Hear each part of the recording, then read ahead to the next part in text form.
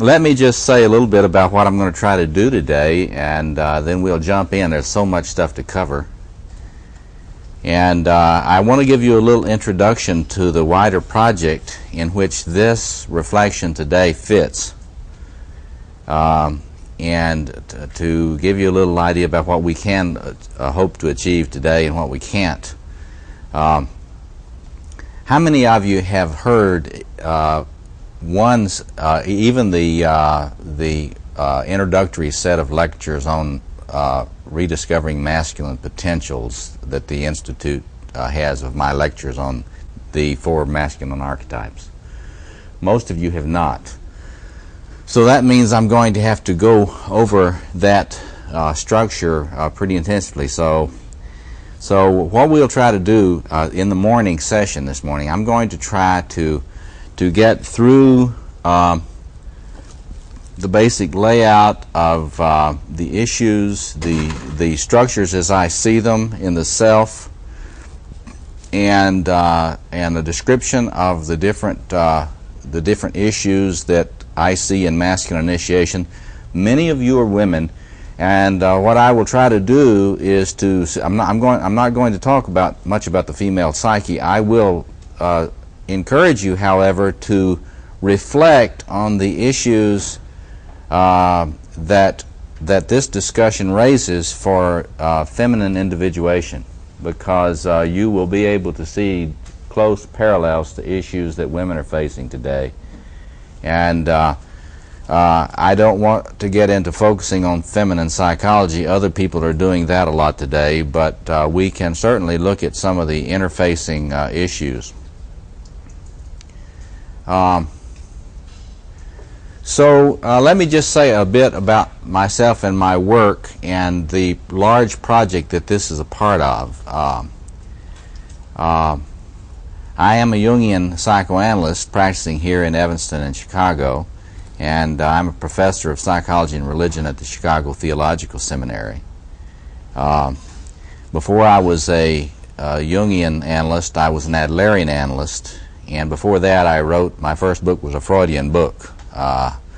So I have been one of those slow learners, you know. It took me a long time to get around to Jung. But one of the things I'd like to start with today is talking about why Jung, as opposed to other systems of thought for today. And just brief comments about that, what led me there, and what the nature of my work has been. I see myself in the tradition of what are known today as classical Jungians. That is to say, I do not identify with the wings in Jungian thought today who have jettisoned Jung's basic structure of the self. I believe with Jung that there is a collective unconscious, what he called an objective psyche. I believe it really exists, and I believe it has enormous clinical and political implications for the human race. And I follow the people that are closest to my way of thinking that you can read a lot about in addition to Jung are the works of Edward Edinger. In fact, if you have not had a chance to read Edinger's works, particularly his book Ego and Archetype, it's a very key book. I do not see my work as diverging significantly from Jung at all. I see my work as continuing a lot of the investigations that he was engaged in, and I will say something about the theoretical implications of that in a little bit.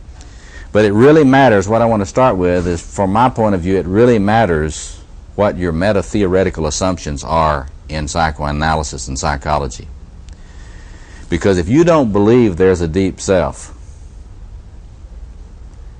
then that has enormous ramifications for your interpretation of the psyche and your understanding of what therapy is and how therapy ought to proceed and what you can expect in therapy. And so there's a lot of movement in Jungian psychology today, and I have been one to applaud it, to build bridges to other schools of psychoanalysis. You know, Jungian psychology in relation to object relations theory, Jungian psychology in relation to self-psychology, Jungian psychology in relation to cognitive psychotherapy, so forth and so on. And I applaud that because I don't think we ought to be uninformed about other schools of thought and of what they have to offer us. Jung certainly was not. He was a Freudian psychoanalyst. And knew Adler well and used Adler's concepts. So I think that's a laudable thing. But what I've begun to be concerned about, which I'm surprised at, I'm concerned about the tendency in many institutes today to not really focus on Jung's central, most important achievements. And recently I was at the International Congress in Paris of Jungian analysts, and I was fascinated and a bit disturbed by how few addresses there really addressed the deep psyche. I mean, we had a lot of lectures that could have been given by Kleinians, or could have been given by object relations theorists. There wasn't anything showing the importance of Jung's contribution. So I want to say today, stewarding Jung's contribution is very important, and I would like to have us look closely at this whole idea of the deep psyche. So I am one, and here's where it ties into this whole issue of masculine maturity, and you can see the way it would relate to feminine maturation issues too. I'm one that believes there's a blueprint in the deep psyche, and I believe that that one must attend to these deep structures if one is, number one, to understand anything about the potential of the human psyche, much less developing it, much less healing it. You have to get some sense about what the crystalline structure of the psyche is. You have to get some idea about what the blueprints, the architectural blueprints for the development of the psyche are, before you can begin to assess any particular personality. So in other words, it has, for clinical, those of you who are clinicians, it has enormous significance, in my view, for clinical assessment. We have entirely too many people today, including a lot of Jungian analysts, I fear, who, when it comes down to clinical practice, have great difficulty in identifying an archetypal pattern in a particular personality, and have difficulty in understanding, when they're assessing a personality, what archetypal possessions may be existing in that personality at a particular time. So in other words, I think it's a very important thing for Jungian psychology today to do serious work on continuing Jung's project of decoding the structure, the deep structure of the psyche. And that is what my work for the last, particularly for the last 17 years, has been focused upon. I didn't start out to do that in my work. What I really started out to do in about 1973 was to write a Jungian psychology of the occult. And I was doing a lot of field work at the time on occultism, going around interviewing occultists and practicing magicians and so forth. And what happened at that time was that I began to study the what I've come to call the archetype of the magician, and the phenomena that arise anytime you get the magician archetype. And I'll go into this a little more later this morning. But anyway, I was fascinated by their ritual practice, and I was fascinated with their concern for sacred space. And I was also fascinated by their attention to the concept of initiation, all of them. No matter what school, whether they followed Crowley or whether they were witches and Wicca, or what particular tradition of magic they followed, they had an interest in initiation and stages of initiation. So I began to see the relationship between initiation, sacred space, and the archetype of the magician.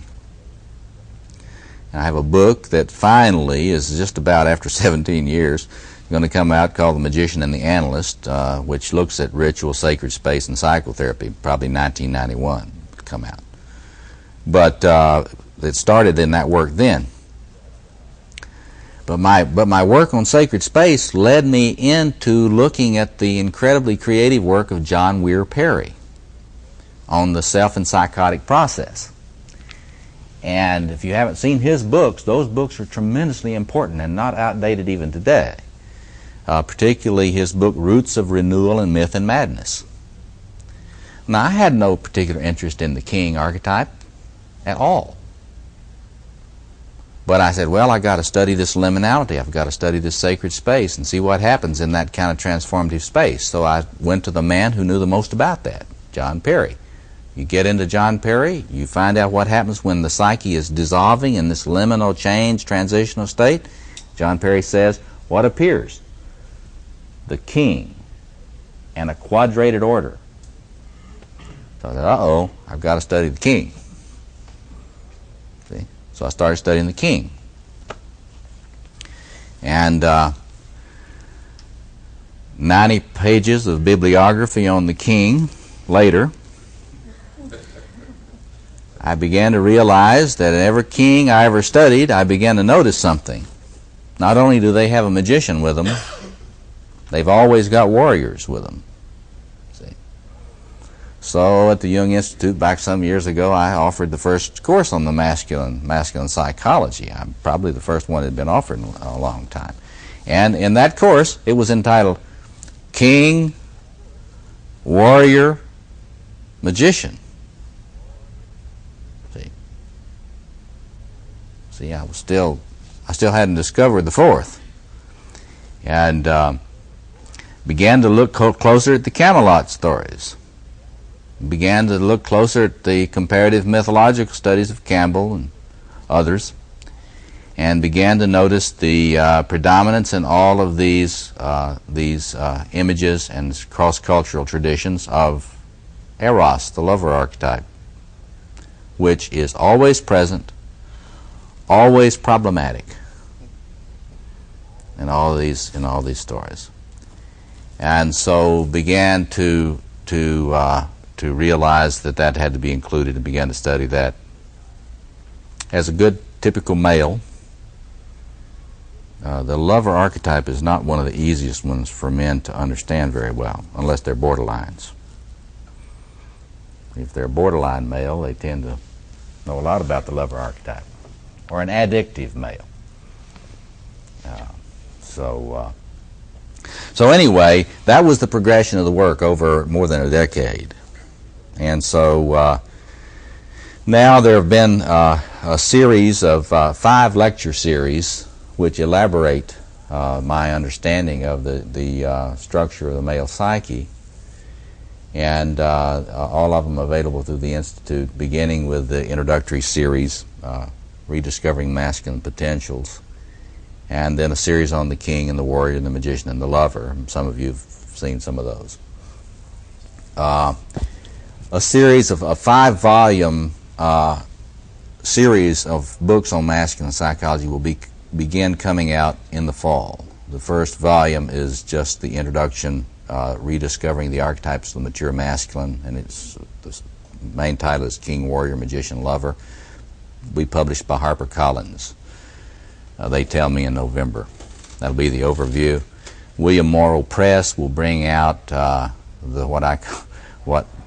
Douglas Gillette, my co-author, who's a mythologist and been working on these volumes with me to elaborate the cross-cultural symbolism and so forth, historical stuff. We finally call it the Male Quartet. A volume on each of the archetypes will be brought out by William Morrow Press, probably starting in 1991. They're all written, they're all in press, and we're in the process of revising them now. So anyway, this has been a long process. I told Tony a while ago that I feel like a woman in the 9th month who just began labor. And it's a crazy time when you're trying to do editing on more than even one book. But when you're trying to do editing on 5 books at the same time, it's pain. So you catch me in that particular time. So if I acted a little strange, just, treat me like somebody in labor. So.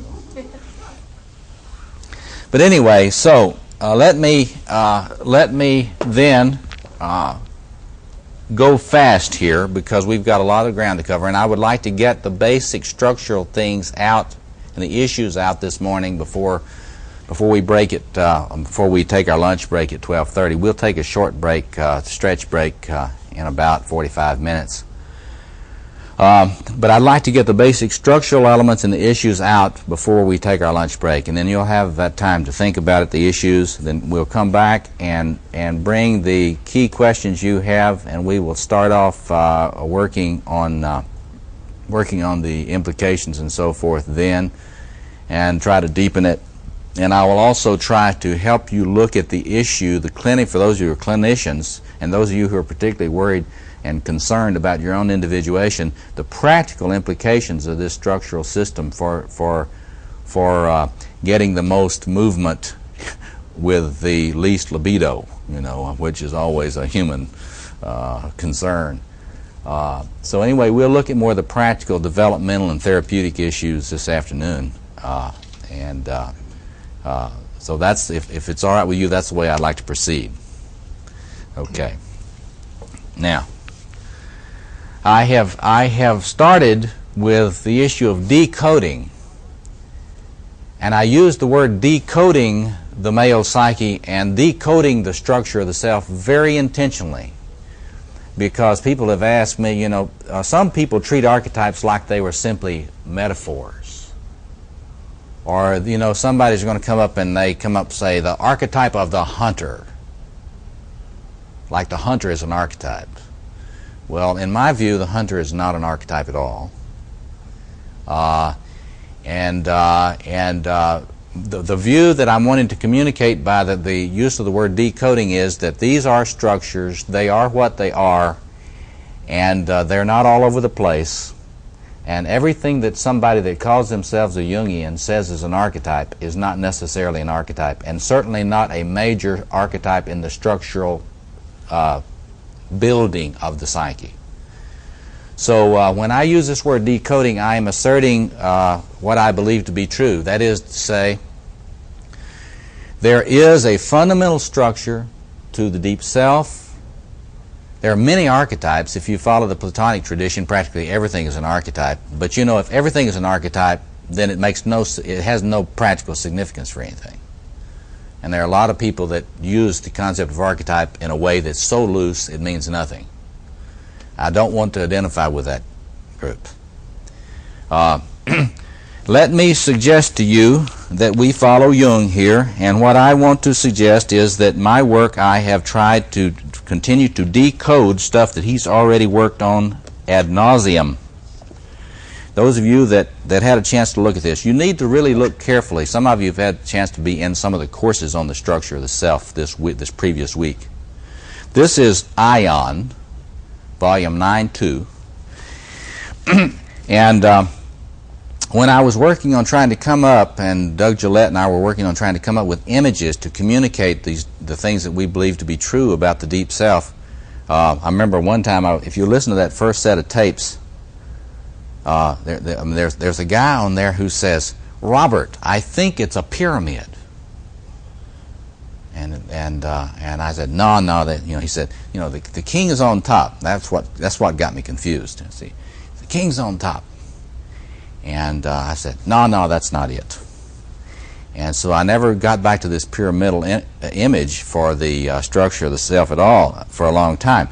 But finally, later on, when I began to realize Jung's emphasis on the quaternio, and that's one of the things you've got to get. If you don't know what that is, we've got to get you clear about what that's talking about in Jung's work today. But if you don't own the 20th volume, the index of Jung's collected works, you need to get you a copy of that. I always tell people who are serious students of Jung, don't buy this stuff in soft-bound copies. Get you a hardback copies of the collected works. That'll communicate something to yourself, how seriously you take yourself as a scholar of this stuff. But anyway, look at the 20th volume and turn in there under the word quaternio and look at the incredible amount of work that Jung put into the phenomenology of the structures in the human psyche. Now, Jungians have talked about that a lot. they have tended to reduce that to typological studies. You know, the different the book on psychological typology, as if that is the key to the quaternio. Well, that was a good stab at it in my view, but I don't think that's what it was. But anyway, finally, when we were working on trying to get some images for this, I said, pyramid.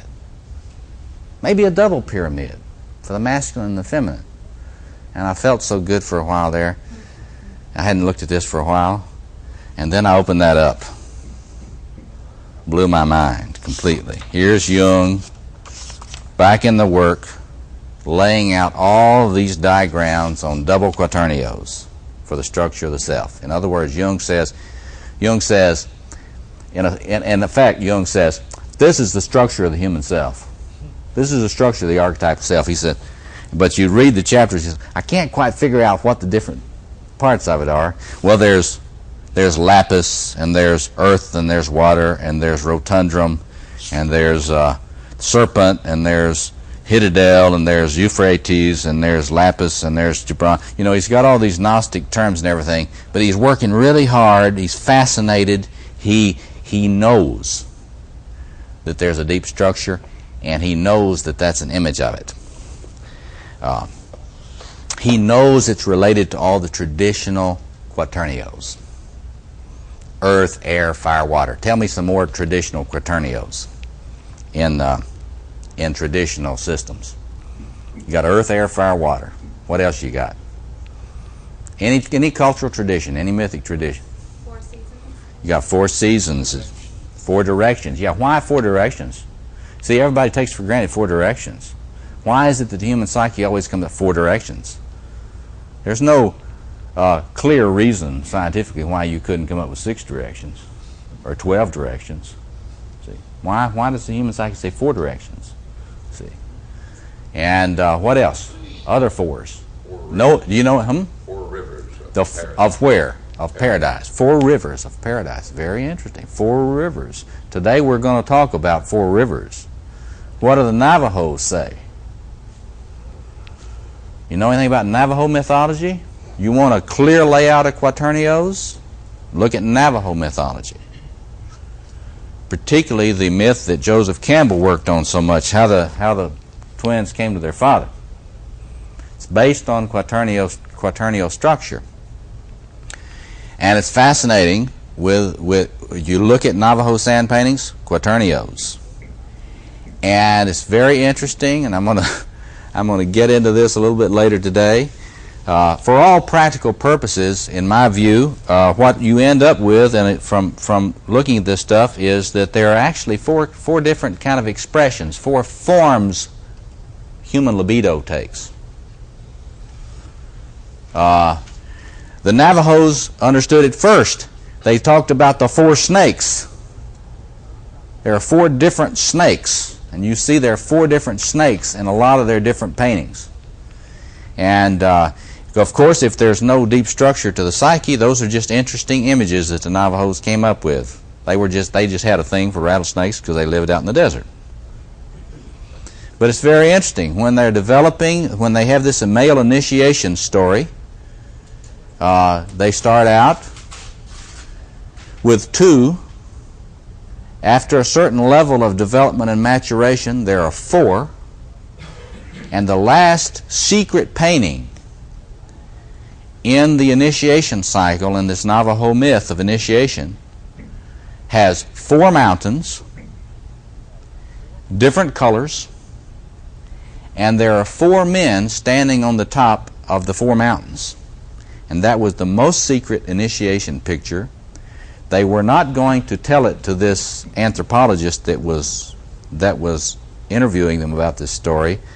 And this anthropologist simply had gotten enough information that she knew that this was not complete. What she had been told was not complete. And she says, where is the other one? She says, where is the other picture? There's another picture. And this so impressed, her understanding of the system so impressed the Navajo teacher that she was interviewing, was her informant, that he says, okay, I'll show you. And so the final picture he showed her was this picture, and you can see it in Joseph Campbell's book, Transformations of Myth Through Time. That cycle is laid out in that book, Transformations of Myth Through Time, that that was recently published posthumously by Campbell's estate. But anyway, 4 colors, 4 snakes, 4 directions. Just sometime this week, get that index and look under Quaternio. See, what a lot of contemporary Jungians don't do, they do not pay any attention to what incredible scholarship went into Jung's work. And I mean historical scholarship, comparative anthropological scholarship, comparative mythological scholarship. See, why are not more people interested in becoming Jungian psychologists? Well, there are a lot of people that have real simple answers for that are wrong. The reason it is so unpopular is because it takes too damn much work to become a Jungian psychologist.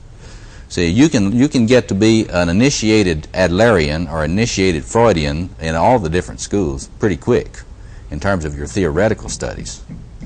You can reduce everything to penis envy, see, right? Or you can reduce everything to the Oedipal complex.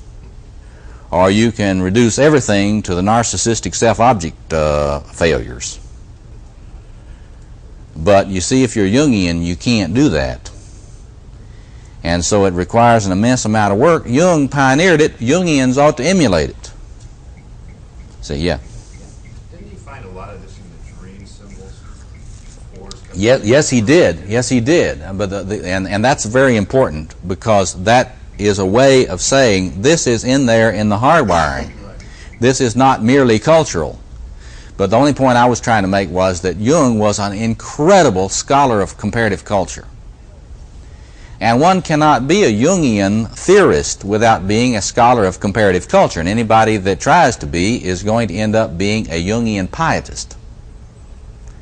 You know, simplistic mind, simplistic thinker, and anything that moves they'll call an archetype, and write a little book on the archetype of this or the archetype of that, or they'll call I won't get too personal about this, but there are a lot of things out there in the literature that you really need to have your bullshit indicator working real well, because they're calling things archetypes that I don't think are at all archetypes in Jung's sense of the word archetype. So anyway, let me just do some imaging for you here. Jung had this like this, the double quaternio. He never really thought of these double pyramids as one being masculine, one being feminine. My guess is that this is the way the double quaternio is in the deep self. My argument would be, there is your image of the God self, imago Dei, in geometrical patterns. What are the faces? In terms of my work, and I really do believe this is the way it is, you get the king and the queen. You get the warrior couple. In other words, the ancient Egyptians said there were 8 couples of gods and goddesses that came on the creation. I think they were right. King and queen, warrior couple, priest and priestess couple. Notice where the magician archetypes are structurally in relationship to the king and queen. Directly opposed. Now, I don't think that's accidental. I don't think that any sophisticated case can be made that that's arbitrary, and I'm going to show you why. I'm going to show you why clinically and developmentally. Okay, so we got king and queen, we've got the warrior couple, we've got the magician or priestess couple. On the other side, directly across in an opposition from what? What is this across from? Okay, the warriors are here. This is the lover couple. In other words, what you've got is a psychological structure which has built in 2 fundamental oppositions. 2 fundamental dialectical oppositions. Not one, like Freud thought. Jung said, it's interesting to me to look at Freud and Adler argue. Freud is always saying, there's this opposition in the psyche between the lover and the warrior, the eros and thanatos, eros and aggression. Adler,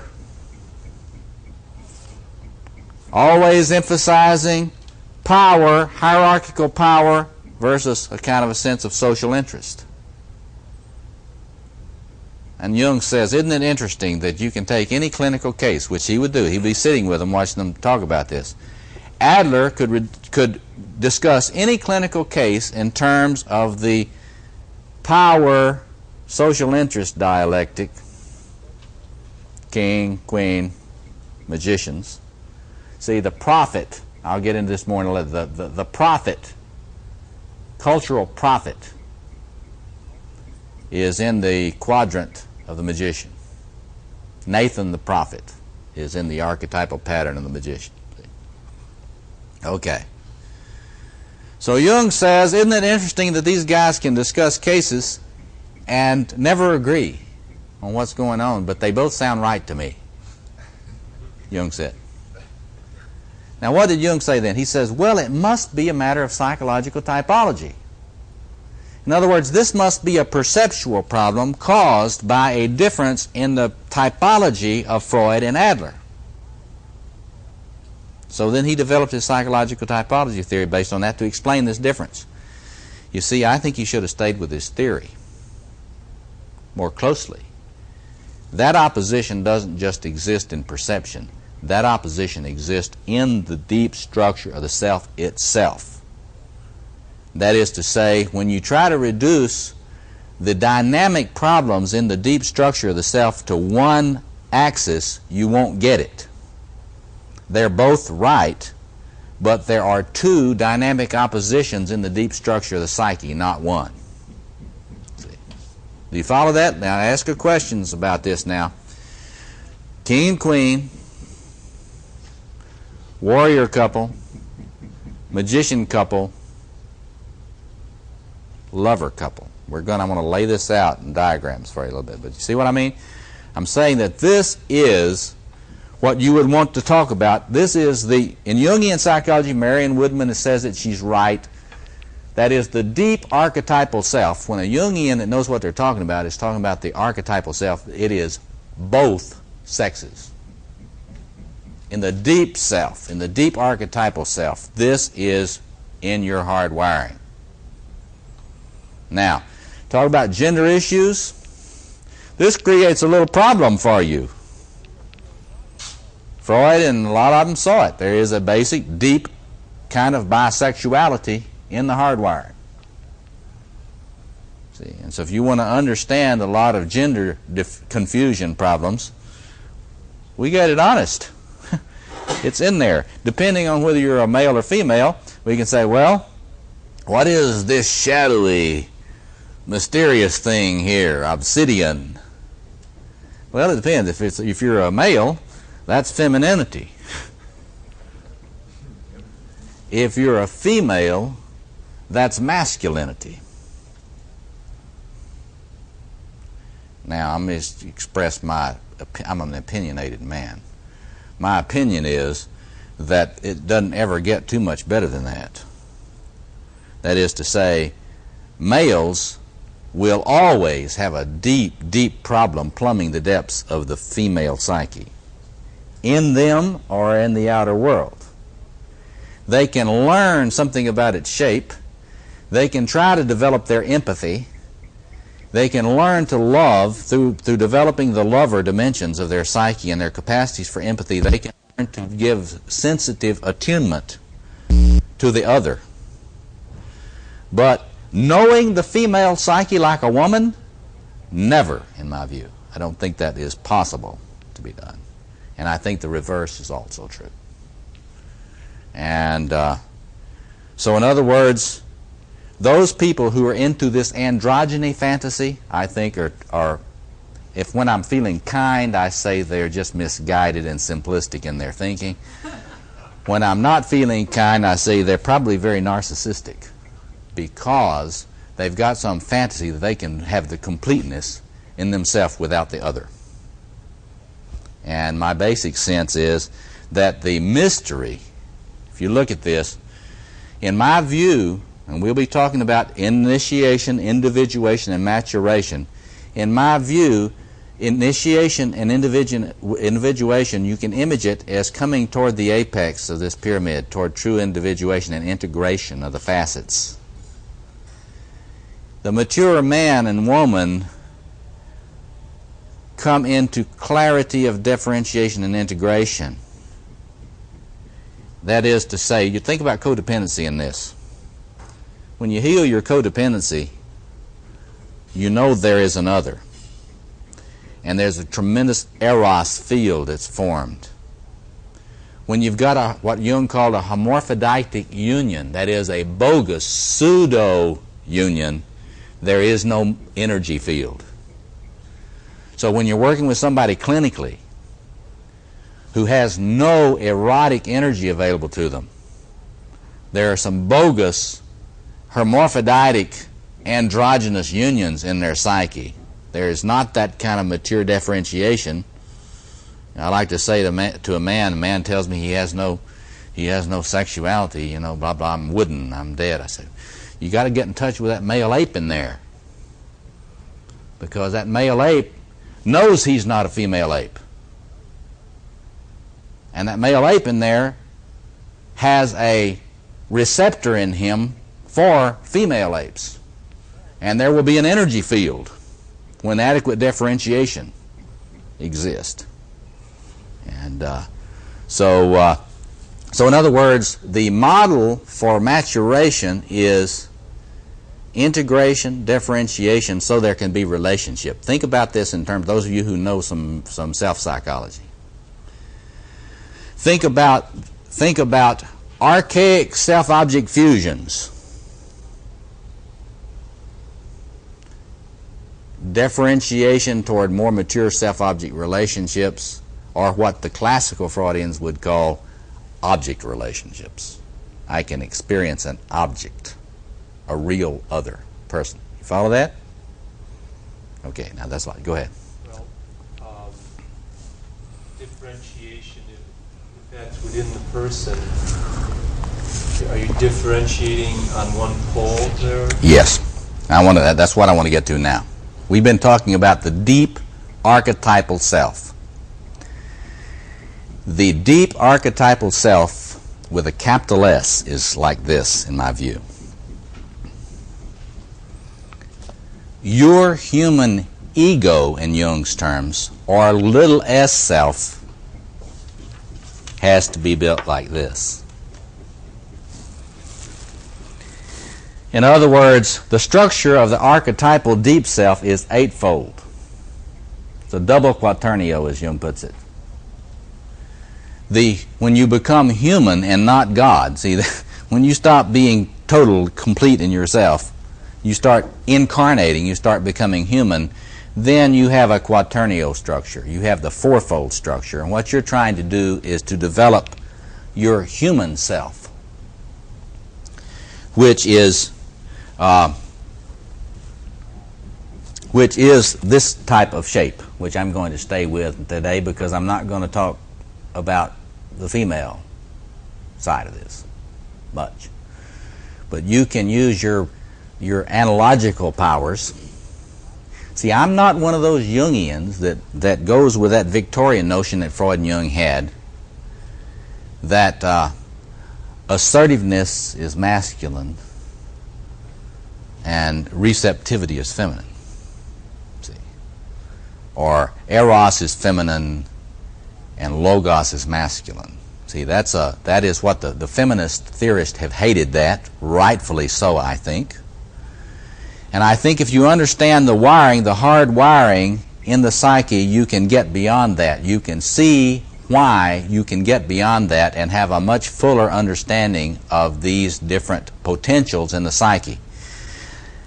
For example, a lot of the time males are expected to carry, in traditional patriarchal culture, males are expected to carry the warrior for everybody. A lot of the time they're dumped on for it, but they are expected to carry it.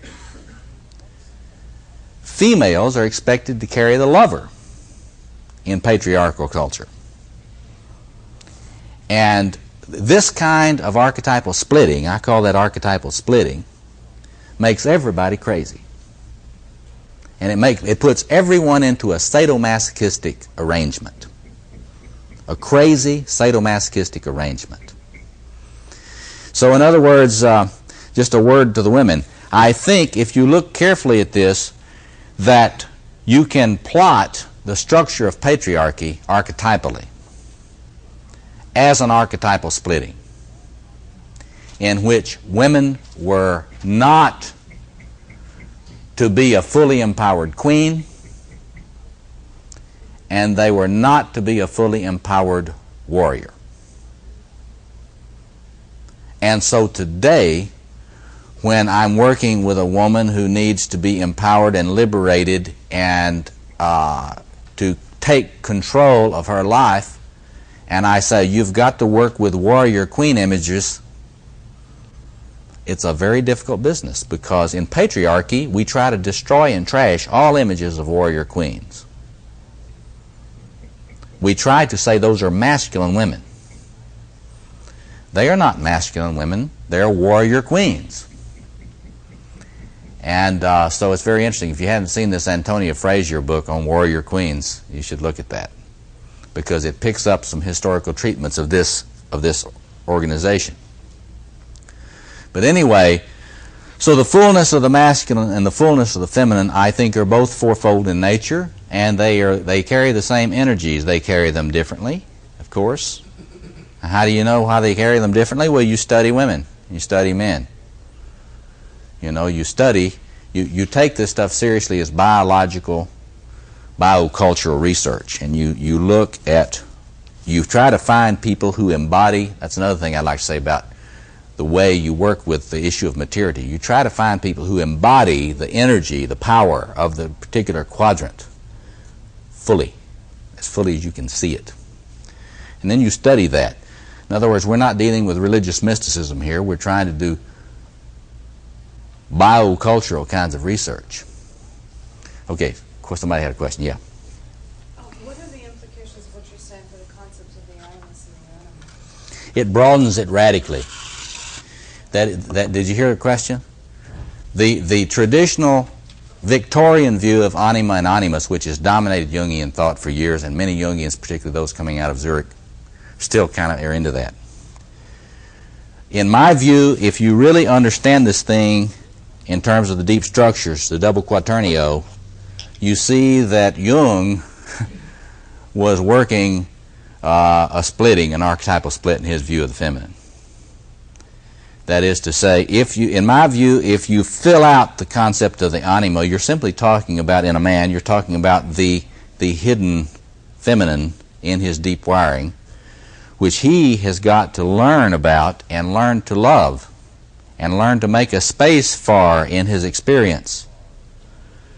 And we can get into that this afternoon. What happens when a man, see, look at this, what happens when a man cannot make space for the warrior feminine in his life? What happens when he becomes terrified at the warrior feminine? You see, that if he is not comfortable with the warrior feminine, we can say he is not developed in that sector of his anima. You follow that? And the reverse would be true for a woman. In other words, you have to look at your experience of contrasexual, the experience of the contrasexual, and say, what energies of femininity or masculinity am I the least comfortable with? What energies do I find myself driven to try to shame? What energies of the feminine or the masculine am I the most interested in trying to say are really pathological? Let me get into one of my pet peeves here.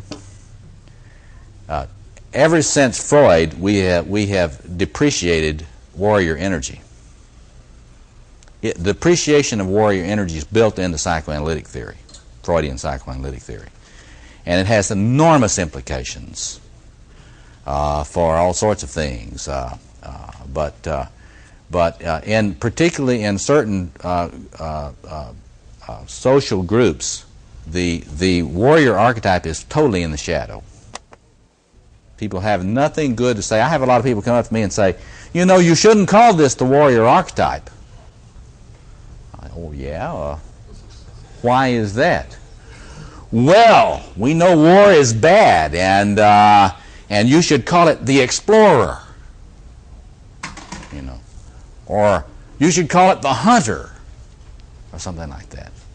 Which, of course, doesn't capture at all the energy that is in that. You know, I mean, so there's you look at the family, and here's one of the things you do when you're thinking about individuation. You look at your culture, and then you look at your family, and then you look at the birth order that you had in your family, and then you look at what that meant for what archetypal potential was blessed for you and welcomed, and what you were expected to split off and demonize.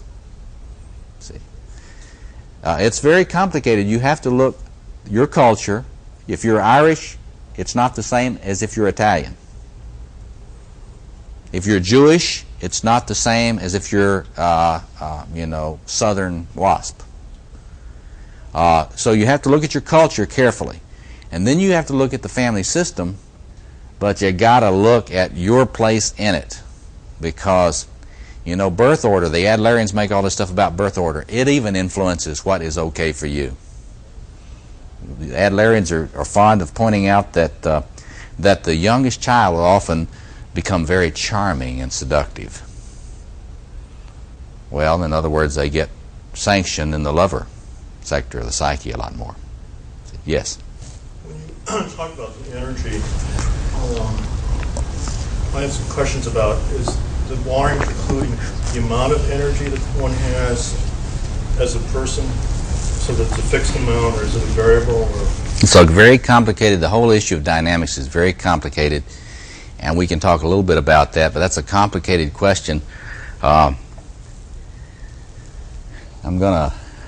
working on that a lot now. Do you understand? If you're not a psychologist, you may not know the sophistication of this question. It's like the whole question of the nature of libido, psychic energy, its forms, and whether or not the psyche is an open system or whether it's a closed energy system, or in what sense is it open and what sense is it closed? That's a very complicated question, and one that is it's fascinating, and it's been at the heart of the argument between Jungians and Freudians a long time, and I can comment on that just a little bit. Next spring, I'm going to be participating in the Jung Centennial at Fordham, and they're focusing on libido issue. Between Freud and Jung there, and I'm going to lay out this concept of the different forms of libido there, so I'll be able to write that out a lot more in a complicated way. But clinically, let me just talk about clinically. I mean, when you work at this stuff clinically, you will notice something. If a person is having their lover circuits flooded with libido, and you can see this in people who are addicts. Addictive personalities are flooded with lover energy. You will notice something. The warrior side of their personality is getting practically no energy. And you will see practically no warrior behaviors in that person. And I'll have to Crack addicts, and what about certain addictions and this, whatever you want to call it, the drug effects themselves? Well, you will see primitive aggression, but that's not a warrior. I mean, there are a lot of boys with AK-47s, but you got to understand what a warrior is, initiated warrior. We're talking about the energy expressed in any way that actually serves the purposes of that sector, that quadrant. So, and there's a lot of people that are very passive, weak people who also are violent.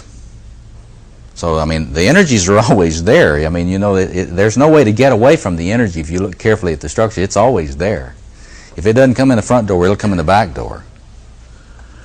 But if you look at a person, for example, this Saturday I'll be presenting a workshop on the trickster. which in my view is a sector in the magician quadrant of the psyche. Show me, let's just take a man. Show me a man who is loaded with trickster energy. You will notice that practically nothing goes into the king quadrant of his life. Practically nothing goes into building anything. See? He has a terrible time getting anything sustained. He can start a million things, but he can't sustain anything. Relationships, businesses, long-term projects, etc. He always starts and then cuts it off, starts and then cuts it off, starts and then cuts it off. So clinically speaking, now, you know, you have to get into high energy physics if you want to get the, you know, the highly technical stuff, but clinically speaking, it operates as if it is a closed energy system on this particular aspect of it. I mean, there are many ways in which the psyche is an open system ecologically with the family system and the environment. But when you're looking at the way in which the quadrate itself operates, and you're simply talking clinically, and you're talking about people you're actually working with, you will notice that the psyche, you will notice that they don't tend to have a whole lot of energy in all the quadrants at the same time unless they're very developed or unless they're very crazy. See, I mean, if they're really psychotic, you may see all sorts of confusion at the same time. And if they're really highly developed, you'll see a person that's very empowered. That gets me to my next issue. Concept of maturity. Difficulties with, well, most of the time you don't even hear maturity talked about today. I mean, that is a 19th century concept associated with character and things like that. So in psychology you tend to not hear too much about it. There have been recent more developmental theories with moral development, cognitive development, so-called faith development, and those things. So they're beginning to look at this again. But what you notice in these things is there will often be a model for maturation that will be very what James Hillman calls monotheistic. That is, there will be a tendency to elevate one kind of value. Say, for example, in classical Freudian theories, the value of autonomy. And so in classical object relations theories, after the Freudian model, maturation will be seen as autonomy. This is what feminist theorists today hate, because they think it overvalues isolation and autonomy, and so, of course it does. Do you follow that? Classical Freudian theories overvalue, have a vision of maturation that's autonomy. Okay. Self-psychology will have a vision of maturation that has a lot to do with self-esteem, capacity to have healthy self-esteem. And they depreciate the issue of autonomy.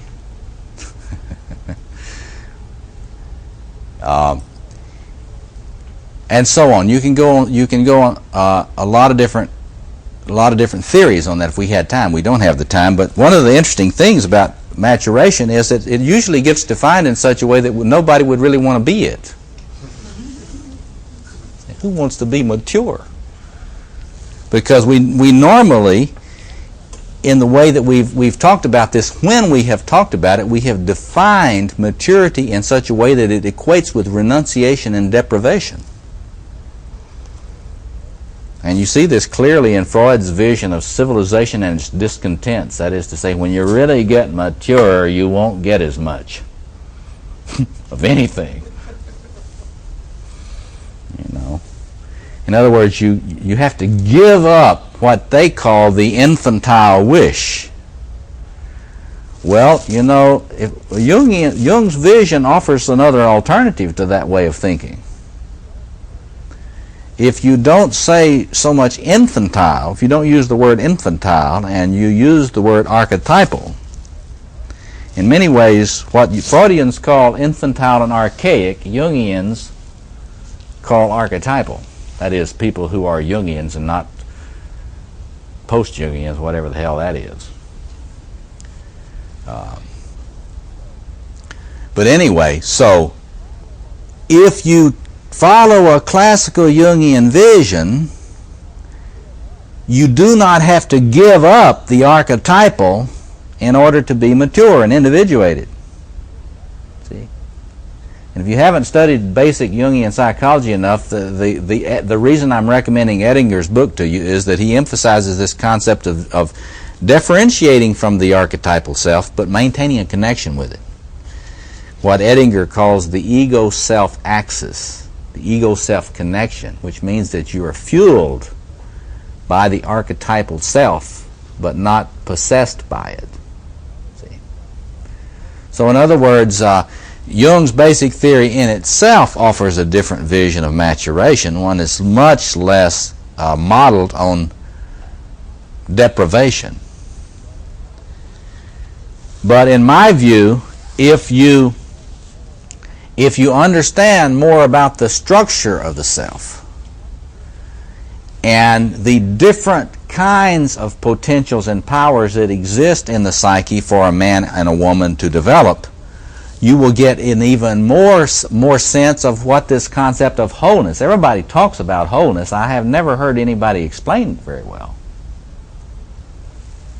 But I think if you understand this, the structure of the quaternio and the powers that they represent, and you understand that a full maturation involves developing on all these fronts, then you get a sense that's very different about maturation. What is maturity? In other words, I think we can be much more specific about what a mature man is like. What a mature man or woman, for that matter, can do than has been the case previously. And one of the interesting things about this that we'll get into a lot more this afternoon is previous models of maturity have emphasized the king and queen, the warrior and the magician stuff at the expense of the lover energy in the psyche. In other words, duty, responsibility, Let's give up all that infantile stuff and let's smell the coffee and come in and you gotta, get down to work here and give up all that fantasy of eros and stuff. And what does that do? Well, it creates the Christian problem. Christianity has left the world with this enormous demonic split. The idea that if you're really developed spiritually, you won't have any fun. See? And it's built right into the Christian split. See? And, then if you're really a mature woman spiritually, you'll become the bride of Christ. And stay away from those human dicks. Because you know what happened to those human dicks? There was some man masturbating with that dick. And we all know that that's terrible. See? Well, once you ever get a clear picture of what the lover initiation in the psyche of a man or a woman is, then you have a chance at healing that Christian split. It's not just Christian. All of the patriarchal religions have it to some degree. Judaism and Islam slander the feminine less in some ways than Christianity. They all slander it in some way, In patriarchy, there's this thing about what is that prayer? Thank God that I was not born a woman. If we read that archetypally, we can make some sense out of that thing, because what that's about is the fear of the lover archetype in a male psyche. The reason that men traditionally have demonized the feminine so much is because of the kind of difficulty that is unique to masculine psychology. To see, in my view, the struggles of the feminine developmental pattern and the struggles of the masculine developmental pattern are not symmetrical. See, I think Carol Gilligan's right about that. I think a lot of the feminist psychologists are right about that. Not the same. The things that women fear are not the same in general, are not like things men fear. There's a wonderful book for those of you that are studying masculinity and trying to get your mind around the differentiations in it, that just came out, Yale University Press, by a man by the author to whom Dr. Moore was referring. But anyway, in that, it picks up on this fear of the feminine, cross-culturally. It's everywhere true. Well, indeed. And envy, in a deep sense, is always unconscious in some deep way. And but it's this lover dimension that is so fearful to men, and we can talk a little bit later about why that would be so much more for men. But anyway, when we talk about the characteristics of the lover archetype, you will be able immediately to see why men fear this more than women. And yes. When you talk about maturity, I noticed on the pyramid you go to the point. Yes, the apex, the capstone. Yeah. You see this in many traditions in the world. Yeah. It seems to me that really the integrated center would be in the center of those two pyramids, where you would be integrated both on the masculine and also feminine side. Well, that would be a union. But I consider that hermaphroditic, unconscious hermaphroditic union common to lower developments of personality. Because union in the self is a sort of a narcissistic trap. That is, there are a lot of people that think they are complete in themselves that are so completely eaten up with narcissistic psychopathology. And there's a lot of them write books, too. You know, they talk about how you can just, you don't need anybody else. You can be complete in yourself. And anybody that has any needs or dependency needs or anything is just, they're just immature and all that sort of thing. But the good contribution of self-psychology today has been to show that the more developed you get in the narcissistic line of development, the more you're capable of being dependent on the other. Well, you see, down here, we don't have an other. Down here, this is down at the deep hardwiring in your psyche where you're bisexual. When you get out here, you're capable of relating to an other. This is the other here. The other who is not like you. And it's easier to relate to people who are like you than those who are not like you. And the human history is full of that. Tribalism is based on that concept. It's easier to love people that are like me than to honor and reverence people that are not like me. And so the higher levels of development, in my view, are those which give you the strength you need so that you don't feel like you're going to collapse when you meet the other. In fact, almost all relationship problems are caused by people who fear deconstruction of their self-structure if they get intimate. See? So, you guys got to remember, in this image, this is not an interpersonal image. That's not interpersonal. So you're probably seeing that as an interpersonal image. This is not interpersonal. This is in your hardwiring. In your dreams, you have dreams that come off of this. And sometimes your dreams will, that's why Jungians want to say interpret dreams subjectively and objectively. If you're interpreting a dream objectively, you're looking at interpersonal relationships. But if you're interpreting a dream subjectively, then you're asking, what kind of relationship is there going on in this inner world in me? How is my conscious mind, my developed human self, relating to all of this inside? So it's really two different worlds. the inner world and the outer world, where you're having to deal with actual people who are not your same sex. The problems are structurally similar, but they are not the same. See? Okay, now let me finish this, and then see we'll stretch our legs, and then we will come back and I'll work more on the different powers. But anyway, one of the things, there's so much, those of you that are interested in the men's movement today, and it's a parallel thing in the women's movement, a lot of people talk about initiation. There's all this talk about initiation. Everybody's dog's talking about initiation. But it is amazing how much ignoring of the issue of maturation there is when they talk about this. You know, they talk about initiation like you could get it by just having a little oil rubbed on your head or something. You know, well, come to my workshop and I'm going to initiate you for the price of $495.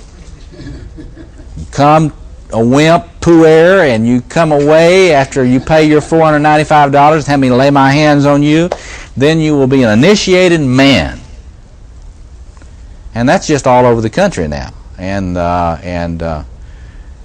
it's good entrepreneurship, but I mean, you got to have your bullshit indicator intact. I mean, this is what Wingspan had a recent issue on initiation, and what I told them in that interview was there is no way to differentiate between the initiation and the concept of maturation. So anybody that talks to you about initiation who doesn't have a theory of maturity doesn't know what you're talking about. Because in tribal cultures, they always knew what they meant by mature adult. You know, the Apaches weren't confused about that. The Zulu were not confused about that. There was no concept in these tribal cultures about a mature man that was isolated from responsibilities of various kinds. See? So when we talk about initiation today, it always has to be in the context of maturation, and there has to be an elaborated view of what maturity looks like. You know that old thing, without a vision the people perish? Well, without a vision of maturity, all talk of initiation is rubbish. It hasn't, somebody says to me, well, what about ritual? Right. What about ritual? But what you have to understand about ritual is if you don't know what you're trying to do with a ritual, you don't do ritual. People always knew that. People that knew anything about ritual and tribal cultures and so forth knew when you're doing a ritual, you're trying to accomplish something. You never do a ritual without having an end in mind. Well, when they were doing initiation rituals in tribal cultures, they knew they were trying to make a man or make a woman. And they had some clarity about what the end product was they were after. So anybody that's into masculinity and ritual, all that sort of thing, and there are a lot of them today, it's kind of funny. It's kind of amazing, the people that want to do rituals that have no concept of whatever that they're trying to make. So what we have to get clear about is that when you're doing rituals of initiation, you have to know what you're trying to create. And that has to be developed into some conception, some vision of maturation and maturity and what the potentials are. So when we're talking about maturity of masculine personality, we have to be talking about masculine initiation. And we have to be talking about what is the content of that? What is that?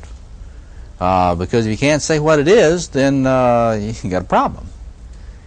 And so what I want to suggest is that initiation ritual always has to have a vision of maturation in mind. In tribal cultures, it was always mythic. And I want us, before we stop today, I want to address the issue of why it was mythic. And I want to address the issue of why, when secularization and modernization came along, we lost all concepts of maturity. Why is it that studying philosophy in a university cannot make you mature? If you don't believe me, do a little field research. See? Go study philosophy departments. Interview philosophers. See? And if you go to most of the universities, I mean, I've been around a lot of very good ones, and graduate programs and graduate advisors tend to be narcissism central. See?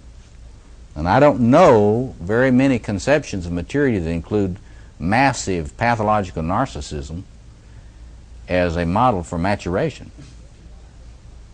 So, I mean, if you ever tried to get a PhD degree and noticed what struggle most graduate students have with their committees and with their advisors because of the narcissistic needs of their advisors, then you'll have a little sense of what I'm talking about. But anyway, so modernization, we'll talk a little bit about that this afternoon, about why it is that with modernization, secularization, demythologizing, the concept of maturity has been depreciated in almost all systems of thought. I think it's because of the importance of myth and the relationship of mythic imagination to wholeness. And we'll get into this later. That is to say, why is it that tribal peoples told myths? Was that just because they didn't know better? A lot of contemporary people think that's just because they didn't know. You know, they didn't have theology or philosophy. If they had been really developed and they had had theology or philosophy, they wouldn't have told myths. And see, I think that's totally wrong. And I'll try to help you see why that's the case. Anyway, so in my system of thought, you get much more specific about this. And my argument is, following Jung and the image of the quaternio, that masculine initiation is not all over the place. It is fourfold in nature. There are four powers, four fundamental snakes, four fundamental powers in the psyche. They are very different.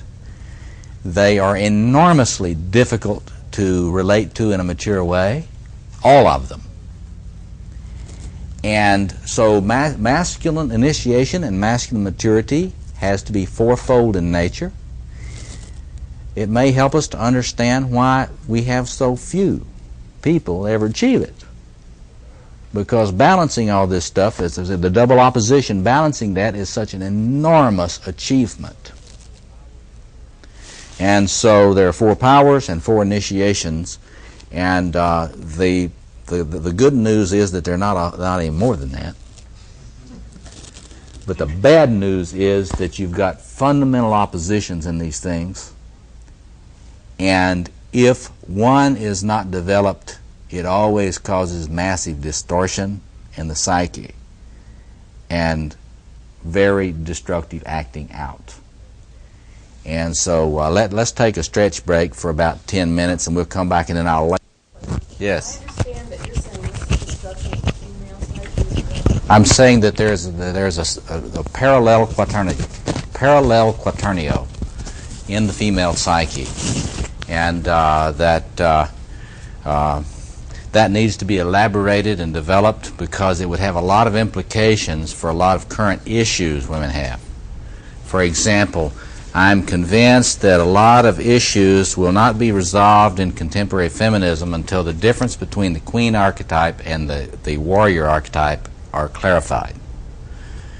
And so that the complexity of issues about being a woman are honored, because there's too much oversimplification and trashing of particular quadrants of a woman's soul by contemporary feminism. And it's not that there's anything whatsoever wrong. I celebrate the feminine warrior energy. In fact, I would love to see it systematically developed far more in our society. I upset people a lot by saying I think little girls ought to be given martial arts lessons very early to develop their warrior. So I'm not knocking the warrior archetype as it expresses itself in contemporary feminism. However, I think that a woman needs to rule her four quarters. What is the image of a mature man in my work? A mature man becomes lord of the four quarters. He becomes a human incarnated version of the sacred king, who is, as John Perry's book puts it, lord of the four quarters. I think there's a parallel in a mature woman. I think contemporary feminist theory does not address that adequately, and it makes women it guilt trips women who are loving having their baby, and guilt trips women who are loving creating their home, and does not recognize what archetypal energy that is and what its fullness is and how it has to be nurtured and cultivated just like all the others. There are reasons for that I don't want to get into here. I'll get into it some other time. But man has to get to where he can be. If he's mature, he's got to become Lord of the Four Quarters. Does that mean that I think a mature man is an empowered man? Yes. I'm totally in disagreement with anybody that thinks you can have a mature man who has got less power. See? So I'm totally in opposition to these incredible fantasies today that a man is more of a man if he gives away all his power. I think the same thing is true of a woman. That is, the image that I have of maturity is one much more consistent with tribal cultures, and that is a fully mature man or woman is a fully empowered man or woman. And of course, the problem in relationships between men and women is how do you relate to somebody that is empowered as fully as you are?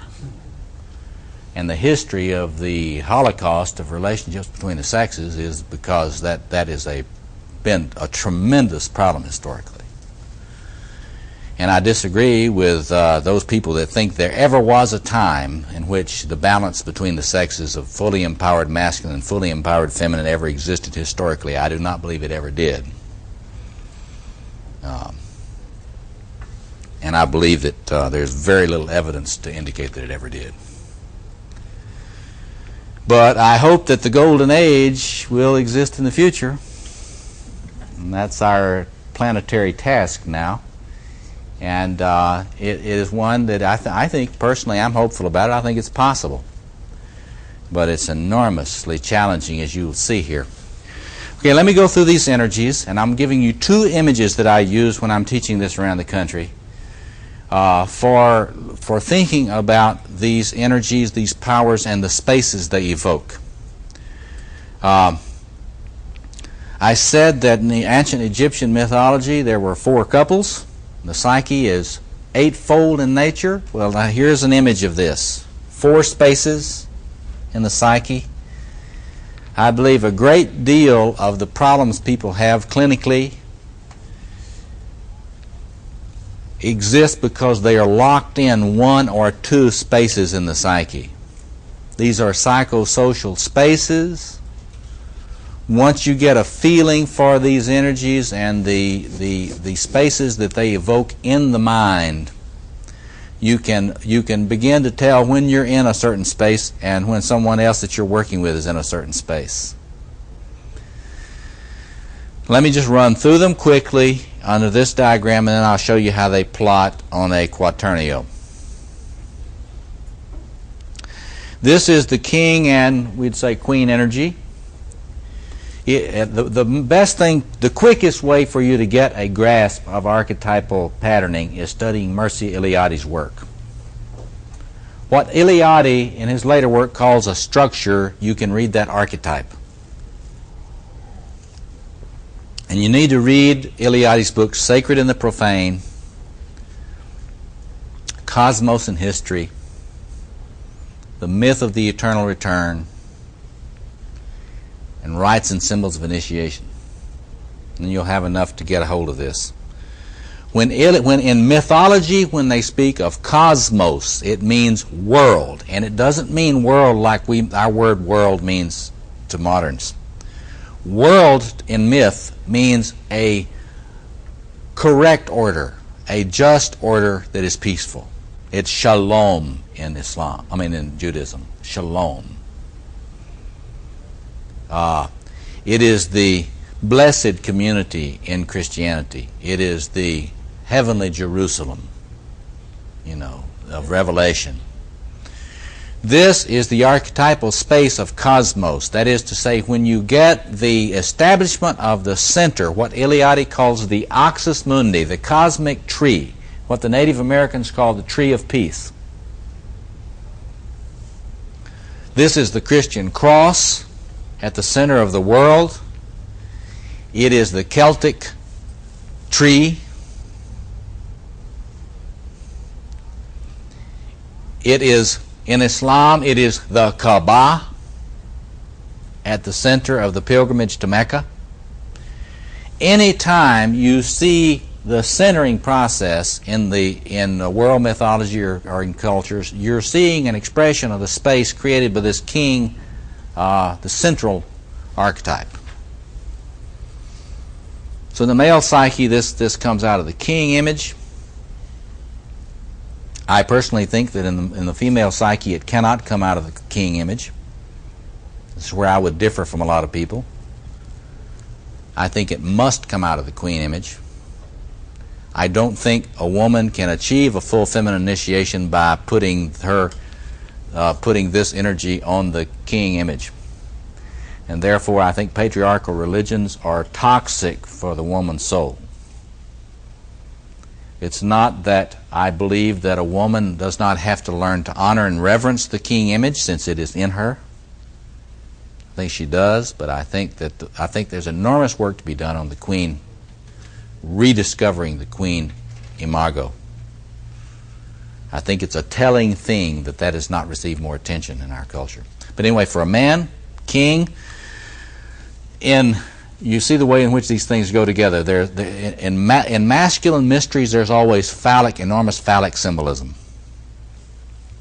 Scepter, Shiva, the great phallus, the great Shiva Lingam himself is the king. In Hinduism, this is the great Shiva Linga. You go to the Elephanta Caves off the coast of Bombay, and you get this enormous phallus, which is the king of the cosmos. This is Shiva.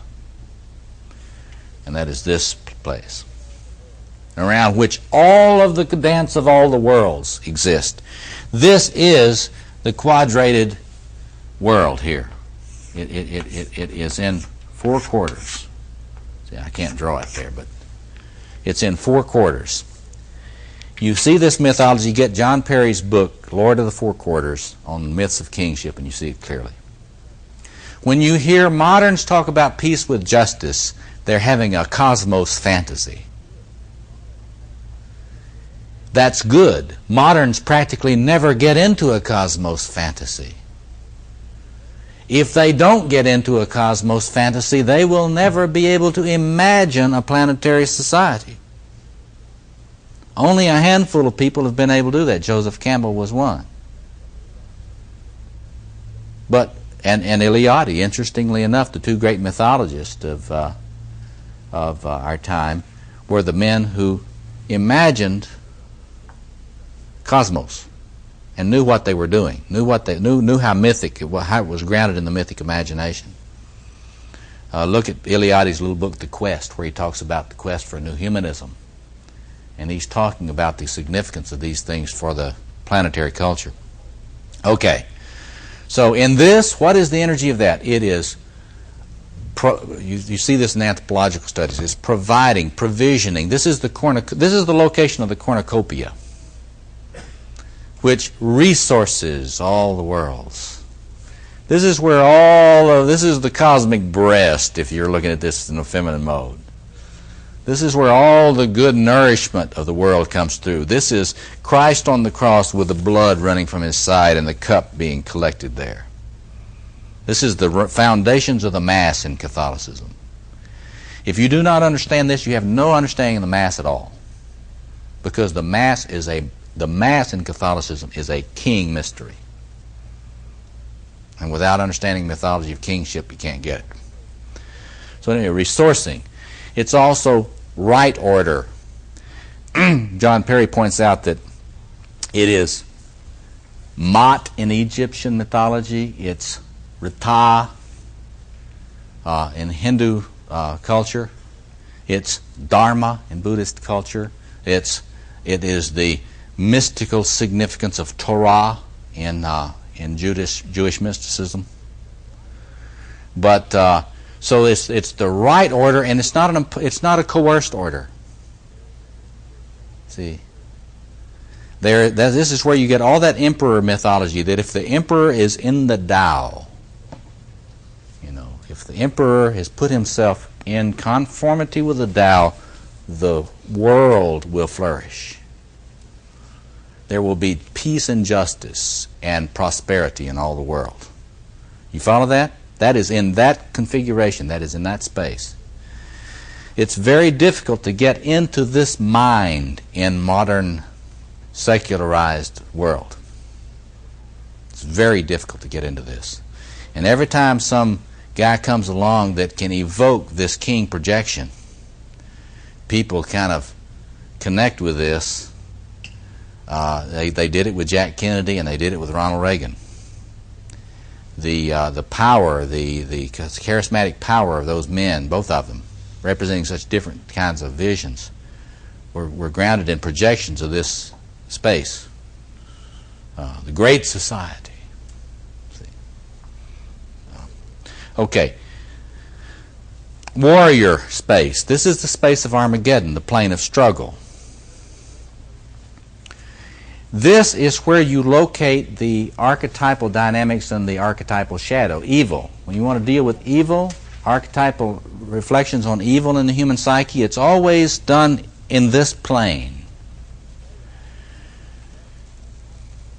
Chaos that threatens cosmos here, chaos is always outside threatening in all these mythical traditions. Chaos, which is seen all around in this, is then seen across the other edge of the battlefield in this one. You face the enemy across the plain of Armageddon. It's interesting here. Then you get an interesting split. Instead of one couple now in the psyche, you get an interesting split. You've got the couple who support cosmos, and then you get the radical evil couple who are the agents of chaos. And you can see this constantly in couple therapy, or you can see it in popular culture. The vampire, female and male, are over here. The werewolves are over here. See, if you watch film, there are so many films today that portray either the feminine enemy of cosmos or the masculine enemy of cosmos. What was that film with Michael Douglas? Say that. The one where he has an affair. Fatal Attraction. She is an image of the female enemy of cosmos. And the hair-raising feeling that you get in there as you think, well, this woman, there's something about her, you know. And of course, if you're a modern psychologically oriented type, you say, oh, she's borderline. Well, that domesticates it. Borderline doesn't get it. You got to understand that when you're getting this projection, or when a person's living out of that archetypal configuration, it is the archetypal enemy in her female form. Now, contrary to what some contemporary Jungians say, that is not the witch. This is not the witch. There are all these people that go around talking about the witch as the evil feminine. That's wrong. The witch is the female priestess. The witch is not evil by nature at all. And there are a lot of Jungians that are contributing to the bigotry against the practitioners of Wicca in this country, the neo-pagans that practice Wicca, by calling this female here, the female enemy of cosmos, a witch. She is an archetypal shadow warrior who wants to destroy world and meaning and you. And you know, in couple relationships, when you really start, when the self begins to feel under threat in your relationship, the man's relationship with the woman, and he begins to feel his self about to be threatened, he will start to experience the woman in his relationship as the archetypal female enemy. That's when you get wife battering. He will start seeing her as threatening his being, his essence. And then, of course, if you're fighting female Satan, you know, of course, anything goes. And then when he comes to later and he realizes it was a human woman he beat up, he is filled with remorse and guilt. But But you got to look at these archetypal projections. So there's a book you can get if you're interested in the way this works with the cross-cultural mythology of evil. The book, The Old Enemy, deals with all these combat myths. This is the location of all combat myths in the history of culture. Now, when you're in this space, how do you feel? Tell me. When you're in this space, some of you may have trouble getting into this space. Beleaguered? Hmm? Beleaguered? You feel beleaguered, you feel like under siege. What else? What else would you say about the way you think and feel? Powerful. You could feel powerful if you feel real armed. Defensive. You always feel that there's a need for defense. So clinically, we would say that's a paranoid place. Because when you're in this, there's always an enemy. Anytime you're in this, there's an enemy. When this warrior stuff raises in your psyche, when it comes up online, so does the enemy. Sam Keen's little book on the enemy points that out. He doesn't get the plumbing very well, but that's what Keen's talking about, the face of the enemy, the book on the face of the enemy. Anytime you're in the warrior, enemy comes up. And if people don't understand that, then they begin to see enemies everywhere, even when they're not. However, if you can't get into this space, you don't see enemies when there really are enemies. In other words, if you're dominated by lover energy and you're an alcoholic, you cannot even see the things that are destroying you as enemies. Denial, see. What are you denying? Well, you're denying the things that are toxic. You can't see the real enemy. See. So you get all these people that full of love and understanding and empathy and all sorts of things, and they're just no enemies. They're not plugged into this sector of the psyche. Person that's plugged into this sector of the psyche, that's everything's enemies. Paranoid personality. Okay, got that? Let's go on to the next one. This is your place of transformative space, the space of the magician, the priest, and the priestess. This is the space of transformation. This is the space of the magician in his or her study, and this is the place of, there's a real detachment here. In fact, clinically, whenever you're dealing with detached personalities, they operate a lot out of this space. This is what Victor Turner calls the space of liminality. That is the space of transition states. Anytime you're in a midlife crisis of any kind, or if you're in a grief process, if you have a major loss, you're immediately put into this space emotionally. Tell me some characteristics of being in this space if you're not a ritual elder stewarding it. Say, it's different if you're a therapist or ritual elder or if you're a person in this space. Let's talk about being a liminar, a person that is in transformative space. What's that like? What can you do and what can you not do? Anybody? Depressed. Depressed? Well, you may be depressed because there is a death. This is death and rebirth. This is where the archetype of initiation fits in the psyche. Because there's always something dying, trying to make a space and be contained for something new to be reborn.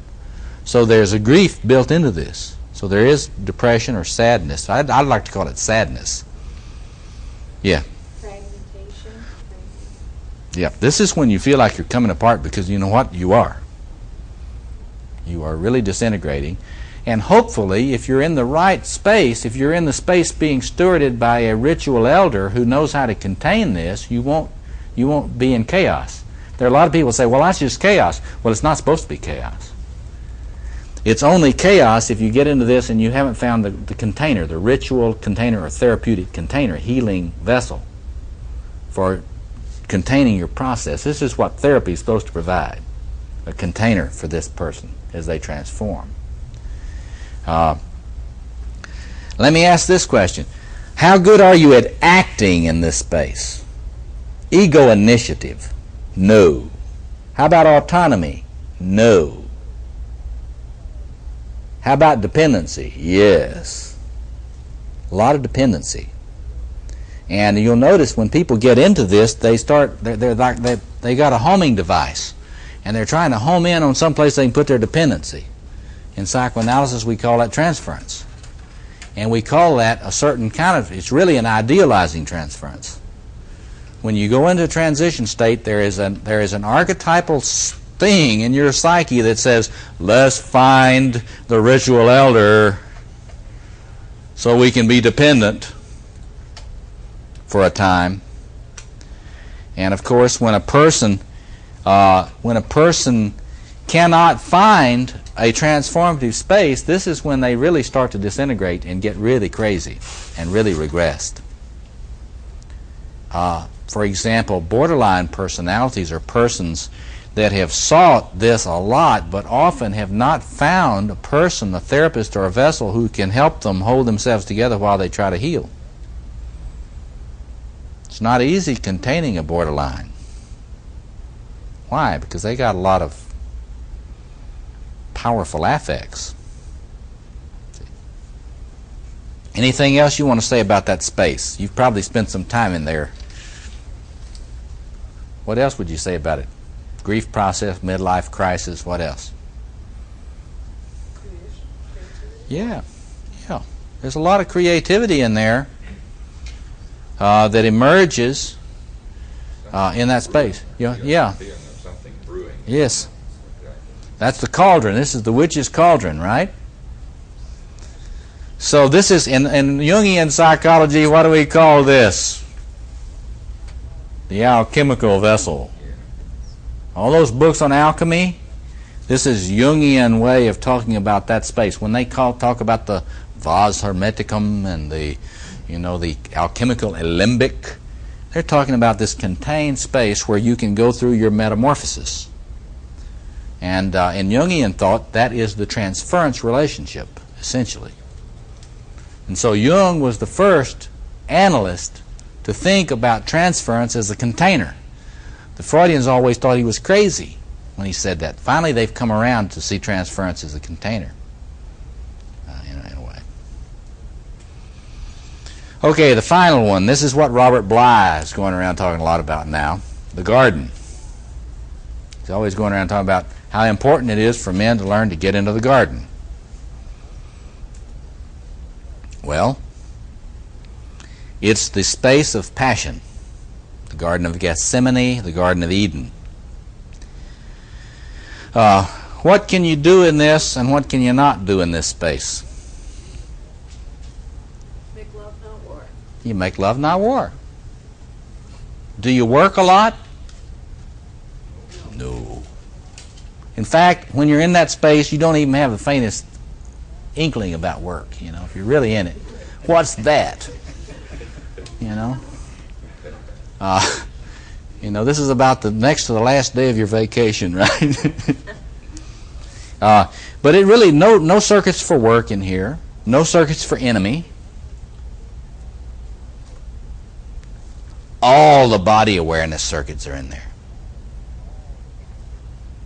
So when you talk about all this stuff about the body, and in fact it's really interesting what a lot of theorists are doing now about eating disorders and looking at that archetypally, because really it is a problem with this space. And it's an attempt to live as if there is no body, or should not be a body. See? Not acknowledging it. So this is the space of passion, of joy, of sorrow. This is the good news and the bad news again. The good news is if you really get into the garden, you're going to be able to experience joy. But the bad news is if you can experience joy, you're going to be flooded with sadness. So I like to say to groups of men, when you become a mature man, you will learn the difference between depression and sadness. Because a mature man is not somebody that's happy all the time. A mature man is a man of sorrows and acquainted with grief. Because you can't occupy this space in the psyche without being sad. There's a lot to be sad about. So this is where your feelings come online. See, this is where both the feeling function and typology, I would put the feeling function and the sensation function both here in Jungian typology. And I would put the thinking function and the intuitive function both here. So what does that mean? You're saying that Jung's typology covers only two of the quadrants? Absolutely right. I think that's true. Why not the sensation function in the king quadrant? Because the king is not embodied without this. See, you got to distinguish between the king as a God image where it's all wholeness, and the king is one archetypal mode or plane. The king as a God, the sacred king who is God, is fully lover. He's Lord of the Four Quarters. He's fully lover, he's fully warrior, he's fully sorcerer, and he's fully ruler. How about So, the here take a piece of me Huh? quality, the here take a piece of me quality in the king, the sacrificial king? Isn't that related to this? yeah, but the problem is, see, what you got to get a sense of is the vision of integration and the vision of that particular circuit. Because one can be living out of the king circuits. We'll go into the pathology in a minute. You can be living out of the king circuit and be eating everybody else because you feel such emptiness, because you're in your narcissistic personality disorder is located here. See, so in other words, the distinction between the God imago and the king imago, I mean the king archetype, so you got to get a sense. Archetypes are not full, they're flat. They are one, there's a one plane in any archetype. And the reason that you say you can talk about this is an image of God. The sacred king is Lord of the Four Quarters, because the sacred king, if you study the mythology of the sacred king, when he's really when he's God, he's Lord of the Four Quarters. He integrates all of these functions. He is passionate lover. He is sorcerer, that is the one who is the high priest for all the people. In the Mayan culture, there's a new book on Mayan kingship that's coming out that's revolutionary. They've decoded a lot of the Mayan hieroglyphs now for the first time. When the Mayan king stands, have you ever been to Chichen Itza or any of those places in Mexico where they've got the pyramids? The king is a temple on top of those pyramids. The king stood, and he was the sorcerer. He was the shaman at the same time, doing ritual transformations of energy for the world. There's a new book coming out with Moral Press this next year, which lays all this out. But so the king as God, the God king, integrates all this. He is the sorcerer. He is the high priest. So it's really funny. You look at the Church of England struggle with the king. Who is it that's the head of the Church of England here? Is it the king or queen, or is it the Archbishop of Canterbury? Well, if you understand this archetypal stuff, you can see what the problem is. The priest type is operating out of one archetypal configuration. The king or queen is operating out of another one, and you've got an archetypal conflict between that political issue. See, yeah, the more ancient, the more deep image of God as the Lord of the Four Quarters integrates those all in one being. Yeah. Isn't that one of our problems in democracy, separation of church and state? Well, we've got a lot. See, that's an interesting question. We can get into that more this afternoon about maturity. See, because what do you do in a country that is based on killing the king, trying to kill the king, getting rid of kingship? What we've done in America is we've had this fantasy that you can do without a king. Well, that's fine, except that makes us susceptible to incredible possessions by Reagans and Kennedys and whatever you say. It makes us, we have an unconscious king projection that's trying to find a place to go. We haven't discovered that it's supposed to go inside yet. And democracy in which people don't have a connection with the inner king doesn't function very well. Becomes chaotic and anarchistic. Yeah. So I mean, we can talk about that more later. Yeah. In the magician state, would that be the dream state? Where you would dream?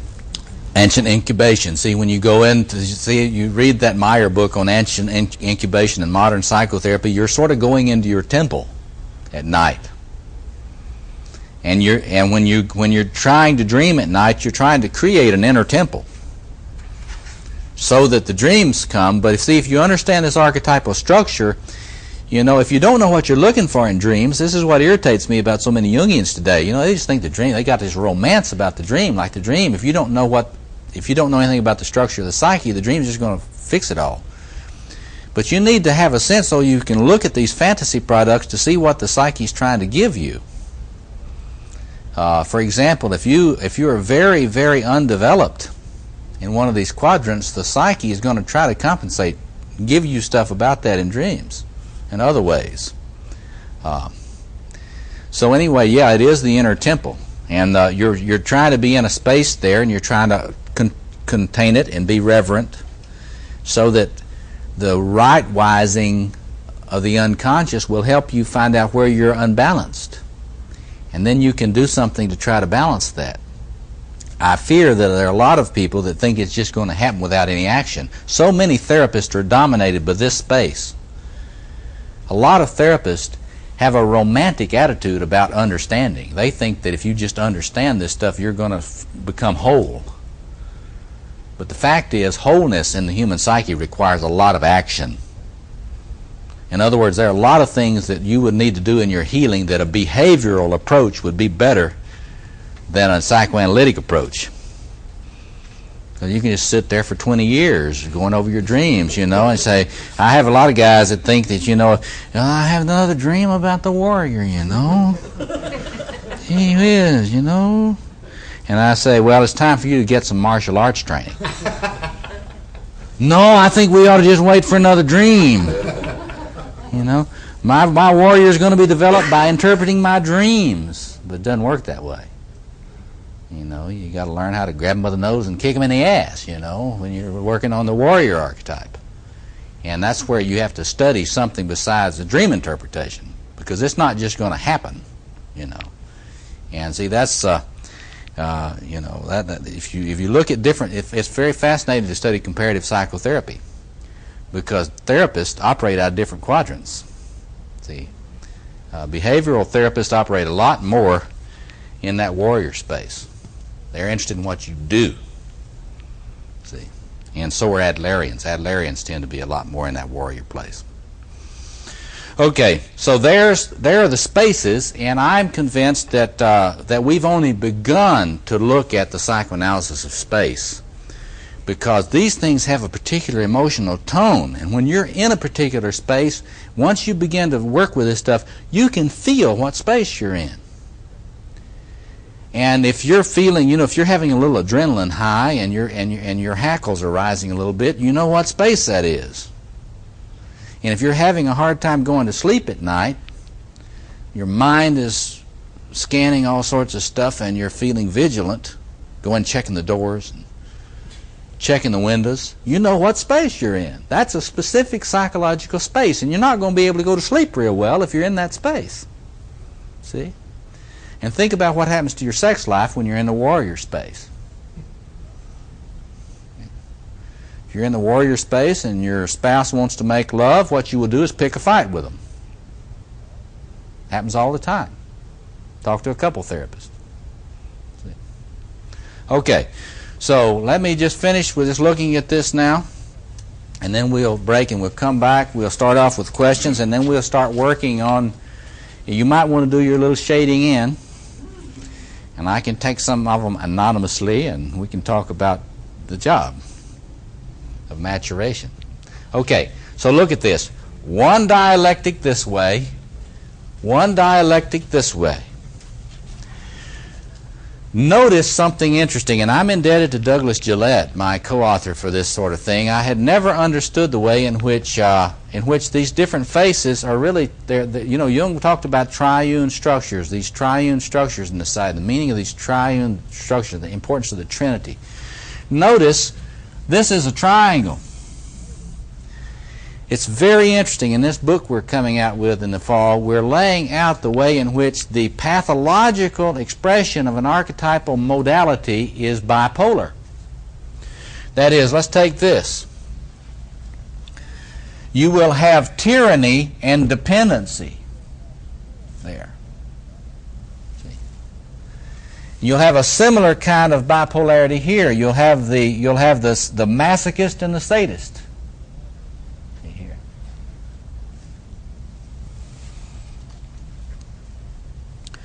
You will have the person that's really stupid, or tries to appear stupid. The Adlerians are wonderful about this. They never believe anybody's stupid. They always see it as a trick. And they're right. It's trickster phenomenon. I'm just too stupid to do this. Show me one more time.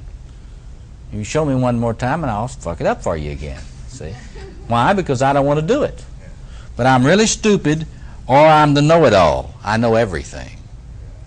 See, and at the primitive levels of the magician, this is where you get the person that went and talked to Guru somebody on the island out here, and we had a ceremony, and he initiated me, and now I'm a shaman. And they come back to you, and they walk right up to you, and I see these. They make me sick. You know, they come up. Well, notice, I want you to pay attention. You'll see these people that come up. And what I'm supposed to be getting is what? They're great. I'm the magus. I had an initiation by so-and-so Indian shaman down there in such and such peyotiville, you know, and now I am the initiated man, and I can give you your initiation for $495. We'll smoke a little dope. I'll lay my hands on you in various places, and then you're going to be initiated. We can have a vision quest. There's a lot of this stuff in the Jungian community. You need to have a sense of humor about this. But that's the one who knows everything. Of course, he never studied anything. But they smoked a little dope and had the hands laid on and had a temporary depersonalization experience.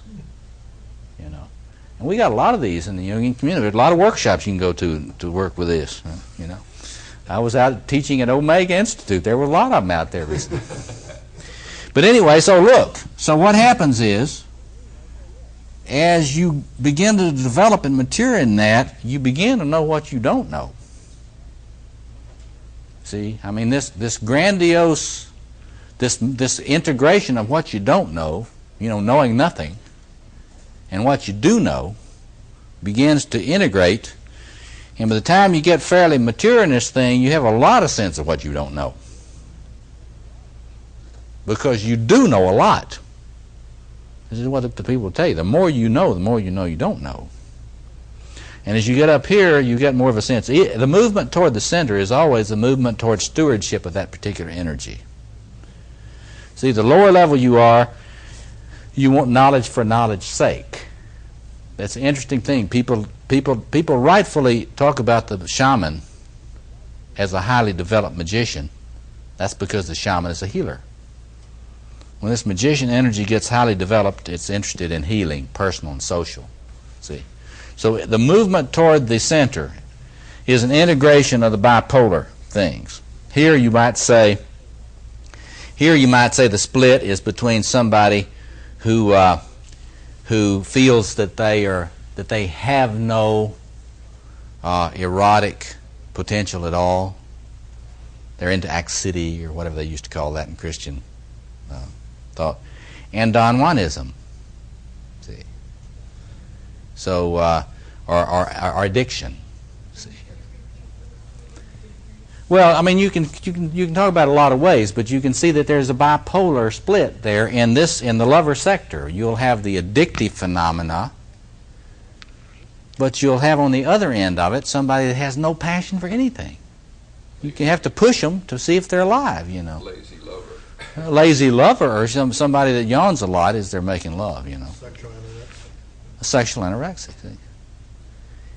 And so the as one develops on that plane, that split doesn't exist so much. It's very interesting. There's a new book we've got in this series that on Jung and spirituality.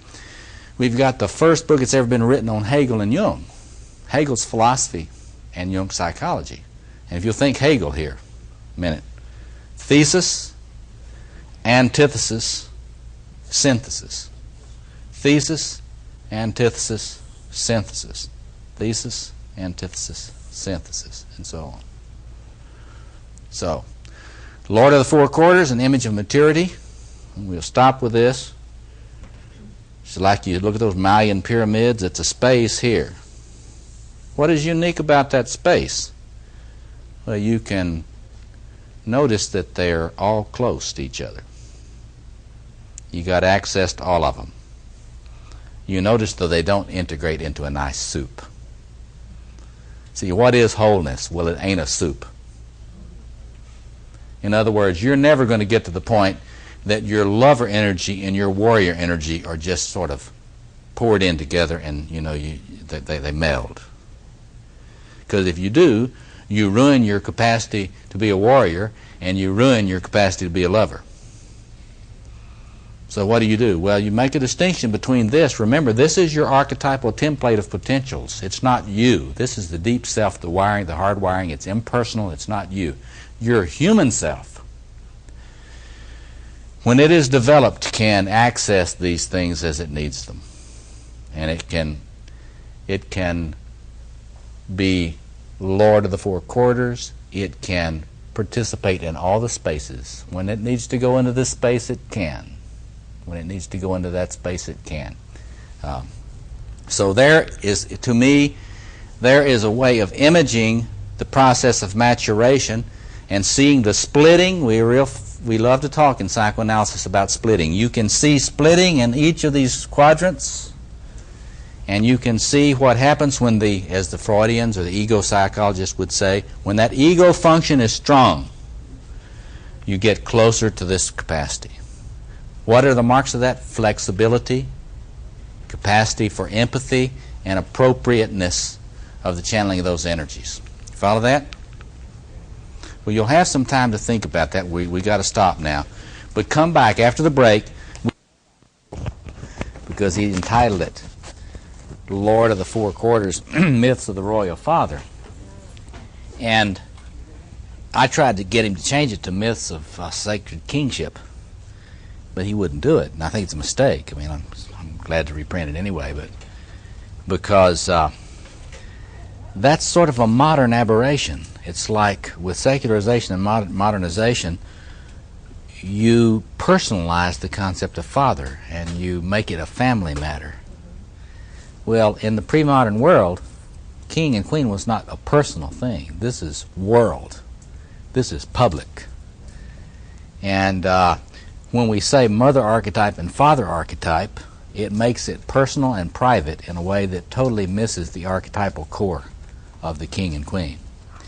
And this is why when you get through with motherhood and your kids grow up and move away, well, there was my mother. I just fulfilled my mother responsibility. Or I fulfill my father responsibility. I no longer have teenage kids.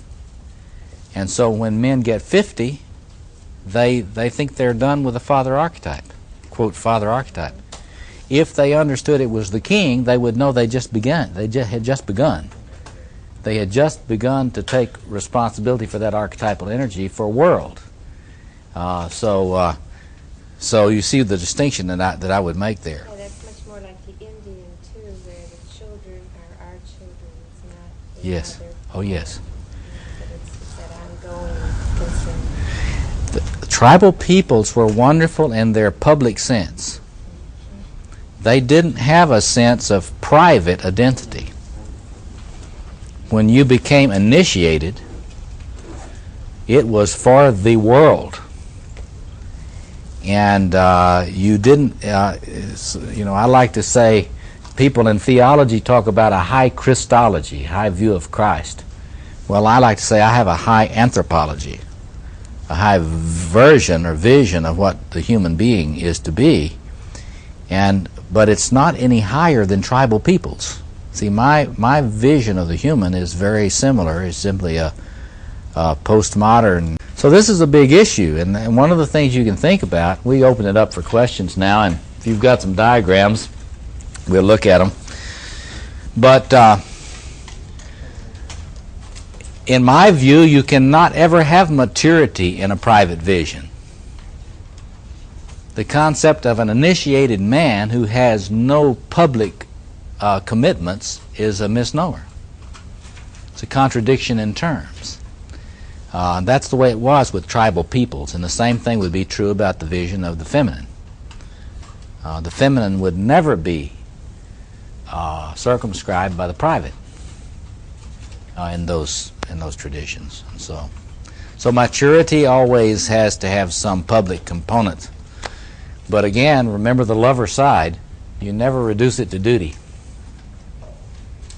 Maturity can never be reduced to duty and responsibility.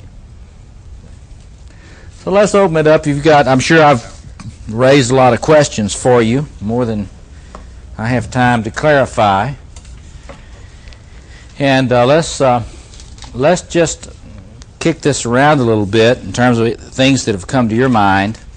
And then if any of you have got some more shading in, we can talk about different kinds of structures and the maturation issues. And I've got a couple of principles I want to lay out for you before we go too much further. But let's just open it up. Yeah. On the warrior, you put on one side the masochist and the other side the sadist. And then the magician, you had from the know-it-all to the stupid. Are there extremes for the king and the lover? Oh, yes, I think so. I mentioned something for the lover that the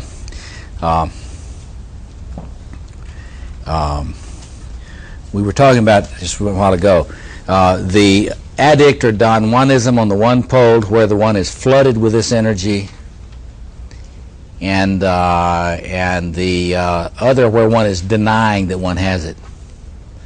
And that would be what the traditional Christian spiritual directors used to talk about as accedi. I don't know how they pronounce it. Does anybody know the correct pronunciation of that? A-C-C-E-D-I-E.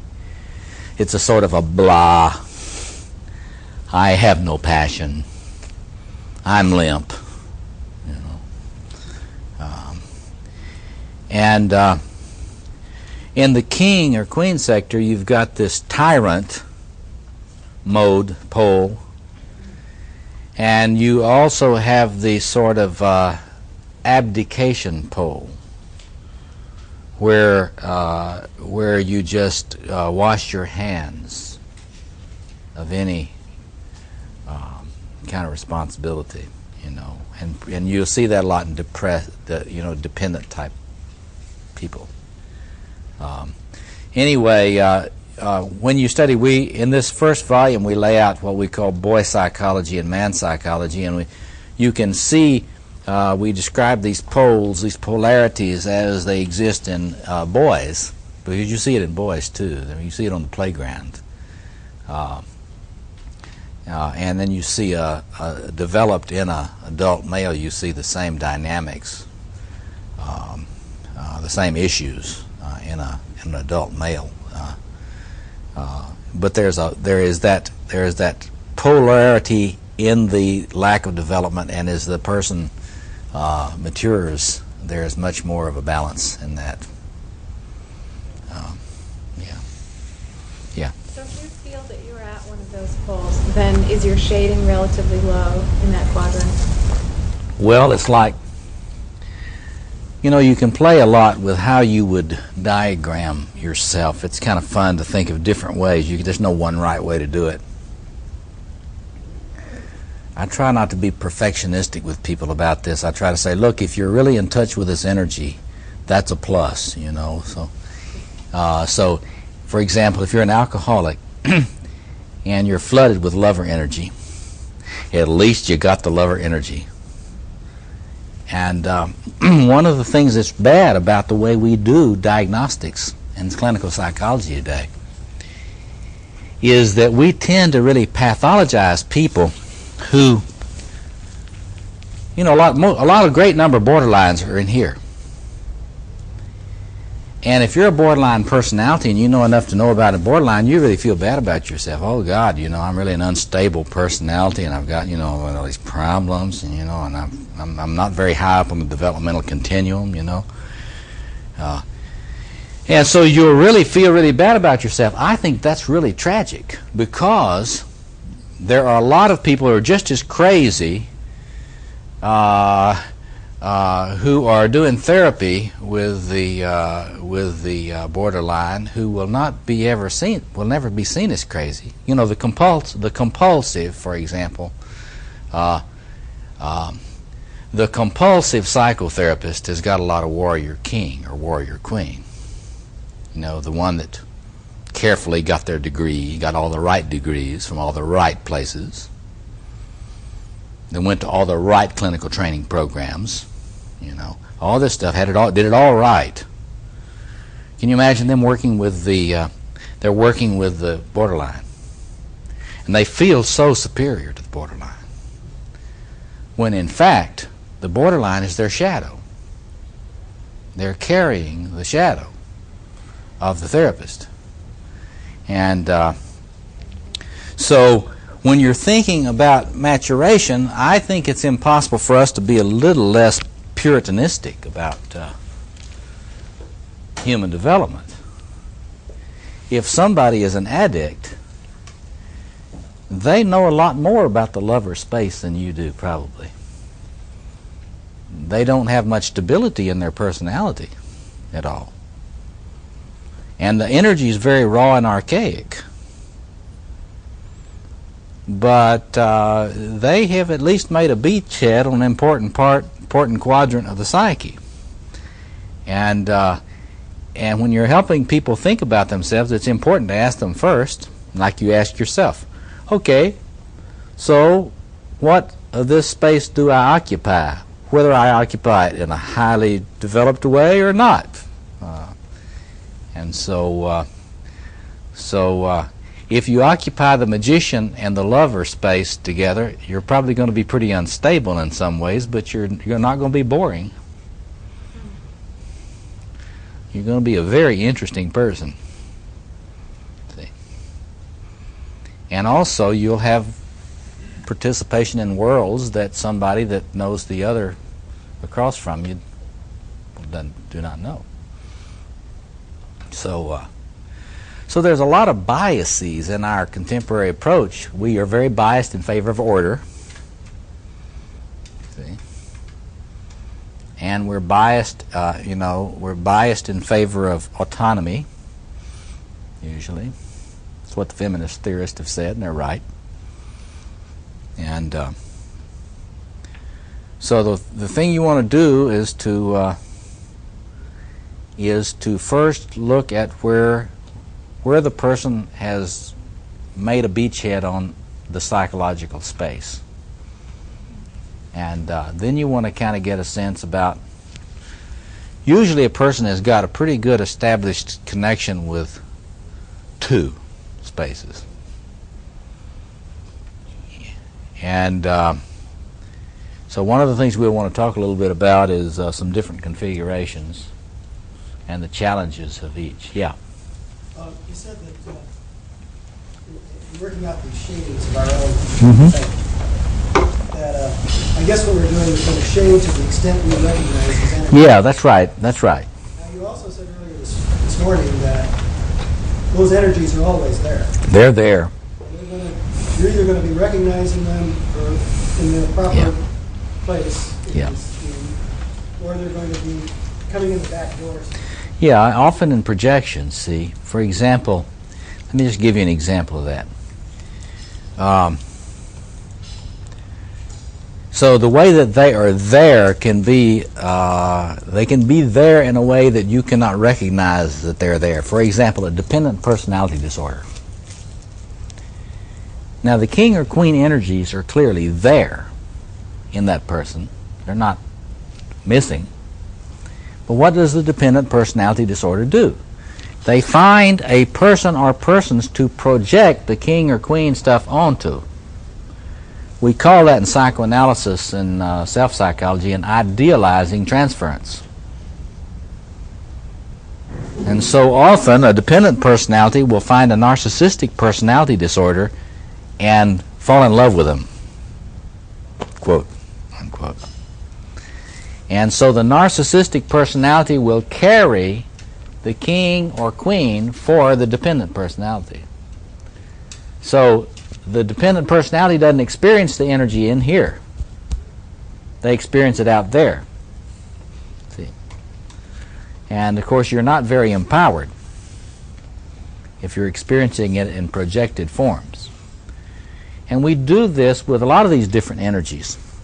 For example, why is it that there's so much violence in the movies, and why does that sell so well? In my view, it's because we are so alienated from the warrior archetype in terms of an integrated factor in the psyche that we are seeking places to project that and experience it. And so one way to look at cinema, one way to think about cinema is to look at what people apparently need to have carried for them in film, because that's a kind of a receptacle for archetypal projections. So it's interesting to look at that. I was going to follow up on that by saying that where we haven't shaded in, where that energy isn't recognizable, is projected someplace. And almost by definition, we're not going to know. But once you can ask that question, you're empowered, right? Because if you take this and you say, okay, I don't know whether you can see this, I've got pretty good awareness of my king or queen energy, and I got loads of awareness of my magician energy here. Say I'm not too aware of this energy, this warrior energy, then following your point, if you understand enough about the way the psyche operates, you say, I'm projecting that warrior energy somewhere. I wonder who in my family, among my friends, among my acquaintances, in my community, in politics, and whatever is carrying this for me. And so you can begin to scan for where your warrior projections are going. And usually I've discovered that people are pretty quick to find out. I mean, once they know to ask the question, they can say, aha, so-and-so is carrying this. You know, my dangerous friend. Nice folks will often have a dangerous friend.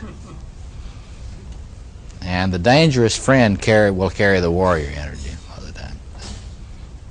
Or whichever one is split off. So that's an important point, see. In the magician lectures, I go into the different stages of what I'd say, how you might think about 7 stages of initiation. The very low stages, you're not even aware that this energy exists, really. And at the next stage, you connect with it in another person. See, I can't feel it in me, but I can see it in you. I'm a stick of wood, but you're a great lover. I can see that, man, you're a man about town. I can see you're a ladies' man, and you have all the women you want. And I just say, wow. I hate your ass at first, you know.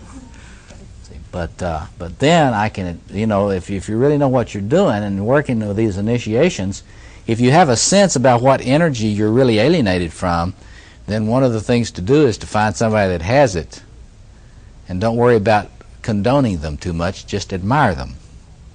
Because if you can change one's envy from envy to admiration, you can begin to work on invoking that energy. See? Of course, then the task is to experience it not in you, but then in me, and then not be intimidated by the fact that I'm such a complete idiot about this energy. It's the level of, you know, conscious incompetence in that power. And, you know, traditionally talk about conscious incompetence, then unconscious incompetence, conscious incompetence, conscious competence, then unconscious competence. Yeah, I see. It's moving up the level in any particular energy or power. And you can think usefully about where you are on any of those, along those lines. For example, if you study martial arts disciplines, traditions, they have very similar stages of initiation for the warrior energy that parallel that. See? And that is to say, the higher levels, it seems, when one is a black belt or higher in a particular tradition, it looks very easy. And it looks effortless. So you think about these developmental levels, but the first task is just feeling it in oneself. And the interesting thing is, you work with people on these things, you will usually find that there's one energy that a person feels very out of touch with. See? And the effects of that are different, depending on which quadrant it is. Other question, yeah?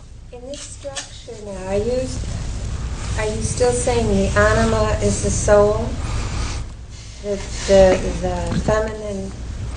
No, see, I think that that kind of the old traditional use of the anima as a man's soul or something like that, that is, I don't find as useful. I just think you have to think about the anima as the contrasexual in a man. It is certainly a deep structure in him, and it's certainly mysterious.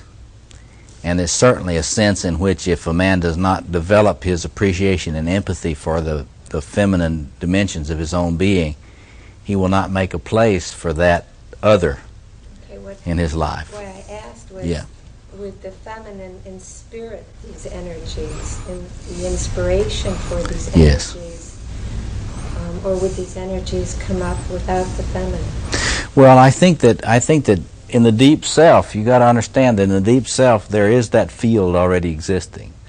That is, you can think about it as a magnetic field or a field of energy in the deep self, and that there's no such thing as masculine in the deep self without a feminine that balances it in the deep self. And so there's an energy field in the deep self between these things, and that's what kind of generates energy. If you don't have the polarity, you don't have an energy flow. And so that's true in the deep self, but it also has, when the human little s self or ego develops, that capacity for having a space for the other has to be developed. And the whole struggle against narcissism in the maturation process is developing a place for the truly other. Because the more narcissistic one is, there's no place for an other. See? So there's no energy field, there's no inspiriting, there's no energizing or that sort of thing. So the assumption would be that the healthier and more mature you get, the more a space opens up for relatedness, and then there'd be more energy between the poles. And I think as you work with people clinically, you see that. The more they've worked through their narcissistic issues, the more interest they have in others in all sorts of ways. Yeah, others, comments or questions. Yeah. I wonder, especially at these meetings, these gatherings of men, how you discuss polygamous and monogamous energies. Because it's often said that men, if they really truly ruled the world, they would institute a polygamous structure. And I'm just wondering, in terms of societal norms and what you would say would be a natural, healthful, mature expression apart from societal norms, what would you say? Yeah. Well, you know, you can argue that sort of thing, and you have to use all sorts of I think you have to use all sorts of primate evidence and all sorts of other things to look at that. But the way I prefer to think about that is to think in terms of what the lover part of the psyche in a man or a woman is capable of, and what it's not capable of. And in my view, the archetypal lover in male and female is totally promiscuous. It has no fidelity in it. It is polymorphous erotic. It loves everything. It is in a man it's the male version of Aphrodite. And I like to say to people, people like to say, no, that's not real love. And I think that they just don't understand the erotic. Because I was just, if you listen to poets talk, you get to listen to poets talk about what's important, what's valuable, I was just listening to one young poet talking And he was singing out of the lover archetype. You know, you could just hear that lover song. Well, all these people trying to tell you what to do about duty and responsibility and everything, and the only thing that's important is, you know, it's kind of like follow your bliss, you know. Well, where does the bliss of the lover go? Does it go to just one person? Nope. The bliss of the lover goes to all people. It's not even consistently heterosexual. It's bisexual. It's not even bisexual. It's polysexual. It's Freud's polymorphous perverse, except I choose not to say poly. Why I call that perverse? That's just Freud's problem. It's polymorphous erotic. It likes men, women, animals, trees, you know. You know, a lot of these New Age types, crystals, you know. God, I just love my crystal, you know. You know. In fact, the way you understand, you know, a lot of people get real moralistic about Christmas time when everybody's into their present buying. Well, that's just the lover coming out. The lover loves things. Everything. And, you know, the theologians talk about sacramental consciousness. Well, that's what this is. This lover energy coming out. And it loves everything. It doesn't love just one person. So where does fidelity come from? You tell me. Look at this thing and tell me where you get fidelity. But there were kings of old that there's many. Doesn't come out of the king and queen at all. You'll notice kings and queens tend to have a lot of consorts. Bring on Sir Francis Drake. You know, boy, he is a handsome young man. Bring him into my court, says the queen. You know, if you study the king stuff, when a man's in this king archetype, and you know, in the ancient world, I mean, they were not humans in having an ego self-axis with this archetype. They were the archetype. And they had harems. You know, a sultan with a harem. Well, you see, I don't think that's male. See, some people like to say, well, I'm just a male. Women are naturally, you know, monogamous. I think, yeah, that's right. Women are naturally monogamous until they get in touch with their lover. And that's right. Then they're inexhaustible. And they can stand a lot more lovers than the men. So here's where fidelity comes from, and only here. There is no other place in the psyche that fidelity comes from. Isn't that interesting? Think about that. It is the warrior. And if you're going to have a committed relationship that's monogamous, it will be because of the development of your warrior side, not because of the development of your lover. I have all these men come in. I don't know what's wrong with me. I really do love such and such. But you know, I met so-and-so the other day, and my God, I had an erection immediately. What's wrong with me? I said, well, you're a good, healthy ape. What's wrong? What do you mean, what's wrong with you? You're a good, healthy ape. Your lover side's intact. It always will be. I don't care how much you love and are committed to this person. When that animal self in you is around another animal self, then the pheromones are right, or whatever you call those little things, you'll be attracted. And you will never be faithful because you feel like it. That is to say, if you're in touch with your lover energy. Now, if you're a good compulsive and split off from your lover energy, you'll be real faithful, probably, and you'll think you're so superior. And really, it would simply be because you're split off from the lover energy, and your sister or your brother or somebody else is carrying the lover for you in the projection. But then you have a midlife crisis, and you get in touch with the lover, and all of a sudden you're promiscuous as can be. So, but anyway, that's a fascinating thing. You see that you got to really get a feeling for what these things can do and what they can't do. The warrior can be faithful. Be faithful. It's wonderful for him to be faithful. He doesn't care anything about sex. He also doesn't care anything about family. And Jesus said, he who loves mother or father more than me is not worthy of me. And you could add that wife, children, lovers, hot tub, anything, more than me is not worth me, because the warrior is very, very unconcerned about relationship in itself.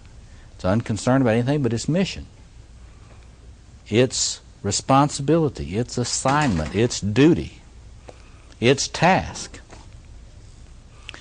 And so, if you don't have enough of that warrior stuff consolidated, there won't be any fidelity, probably.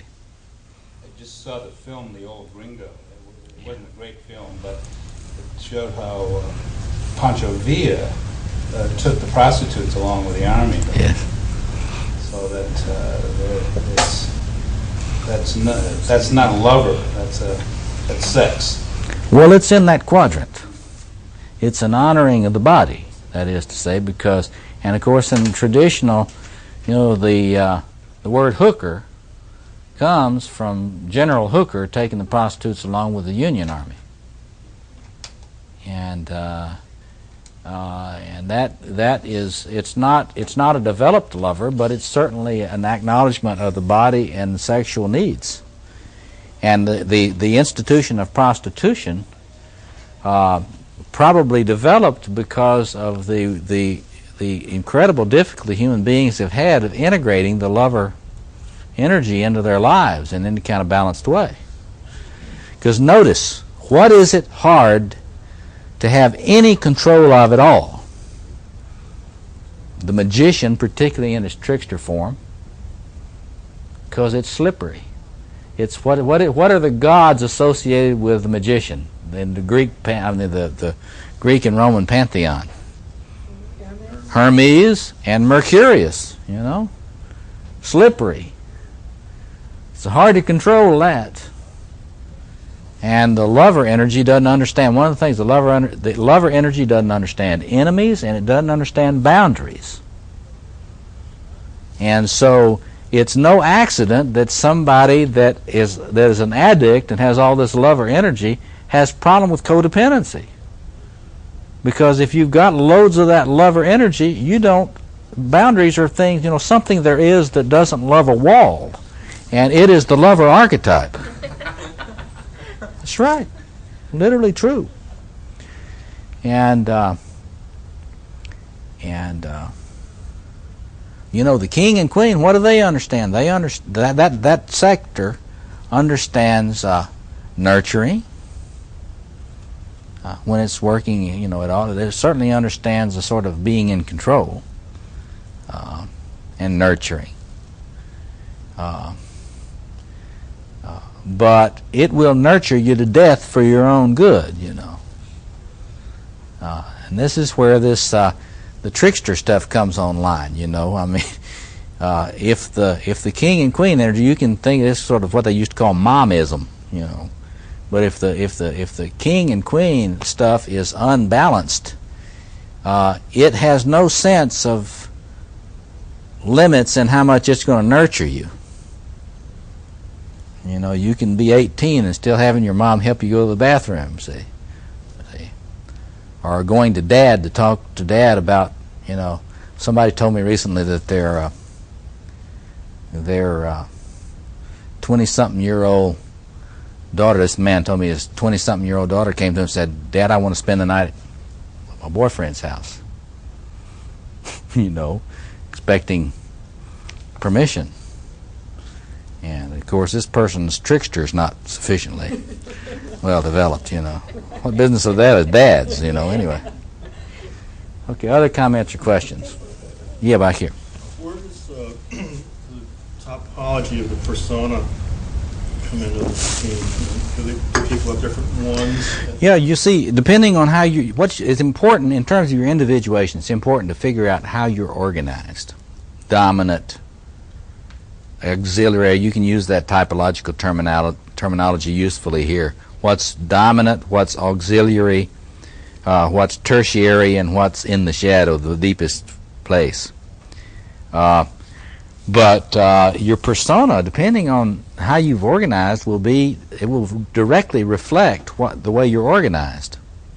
So it could change at any given It will not normally be that. For example, you take somebody who is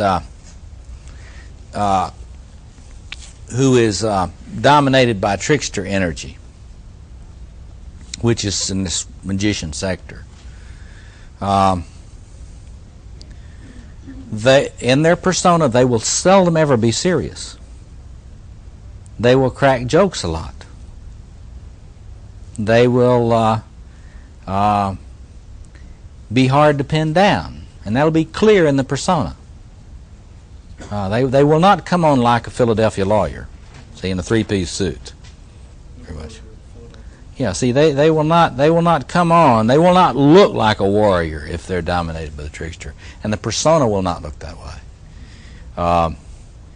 If a person, for example, think about the persona of people who are really mainlining a lot of this lover energy in the arts. You get a lot of people in the arts have loads of this lover energy.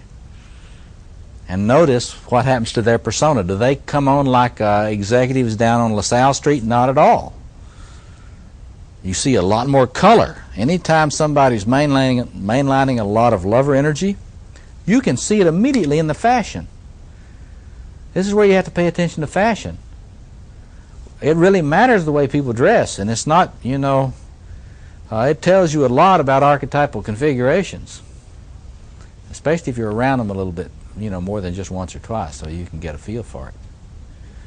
Somebody who has a feel for fashion has got a lot of good lover energy, and that will be evident in the persona. See? Yeah? What would be the archetypal motivation of the West, the culture of the West evaluating men at 55 and older? I mean, what's the... Well, you see, I think what that is, I think that's just a loss of a sense of this kingship thing. Because I really believe that it's hard for a man, and parallels for a woman. See, there are some people that think a woman develops her queen early when she is childbearing. I don't think that at all.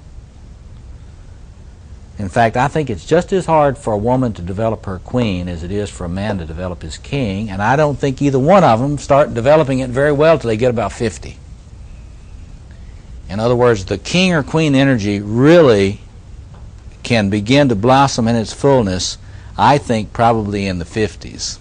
Certainly after the mid-40s, and I think probably, if you look, that's why the elders always played such a big role in tribal cultures.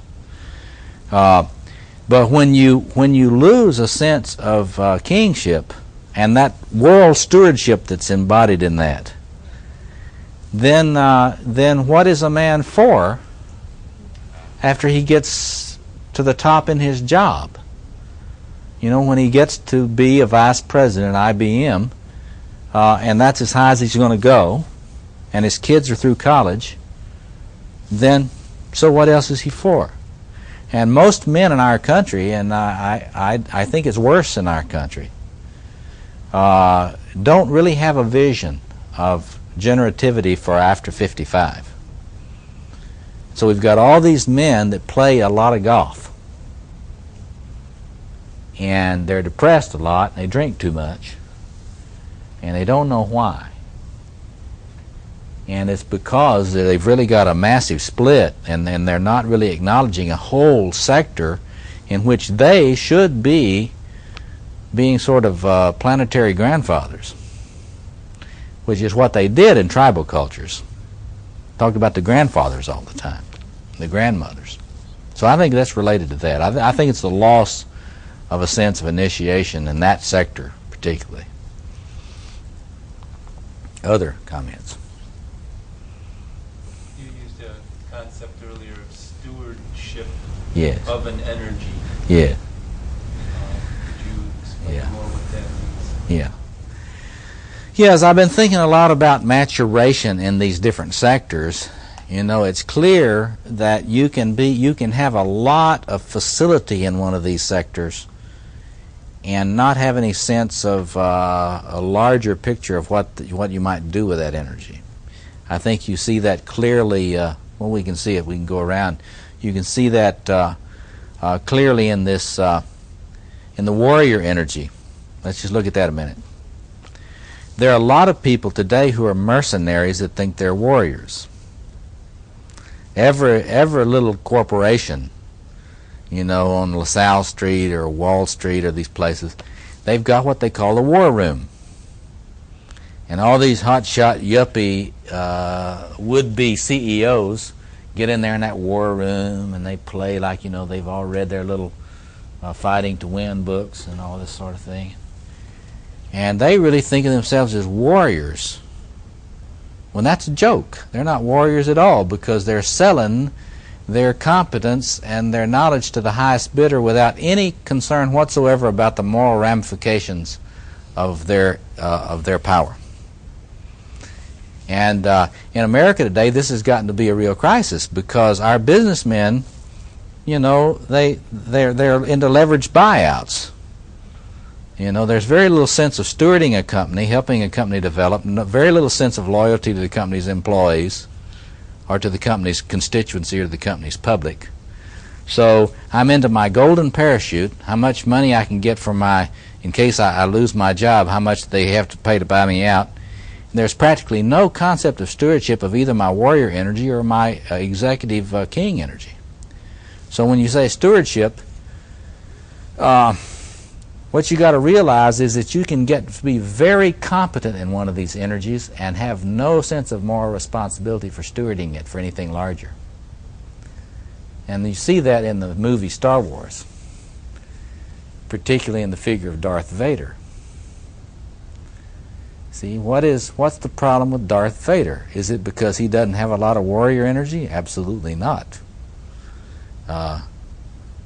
He is as competent as a Jedi Knight, which he used to be. So what is the issue? Well, you can be fully armed as a warrior and not know the right king to serve, or the right authority to serve, or the right vision to serve. You see that? And so that would be true, and this is the history of the human race, is wonderfully competent warriors who served very narrow, tribal, racist, jingoistic visions, and who die valiantly defending a bogus dictator, you know, or something like this. And so the issue of stewardship of an energy is the highest level. That's the seventh.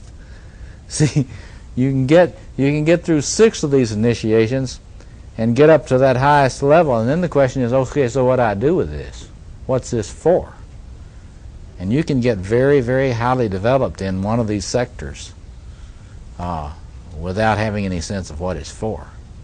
Yeah, back here. Where do those value judgments come from as to what's a worthy goal for using this energy? Where does that come from? Well, I think it has to come from, see, this is where, let me, that's a good point for me to bring in the points I wanted to make, the additional points I wanted to make. If you will study these traditions, let me erase this one and put up something else. If you will study these mythic traditions, there's something very interesting that you notice. They are all very clear that you don't just, you can't go in a straight line to maturity. That is, in every major mystical tradition or initiation tradition, they're all clear you can't go in a straight line. It's always some circumambulation. Jung talked about circumambulation, going around. The image of the labyrinth, the image of the spiral and the labyrinth, the image of circumambulation, walking around, is something that's all over the world. And for example, in the Mayan pyramids, it's very interesting. You've got one set of steps here, one set of steps here,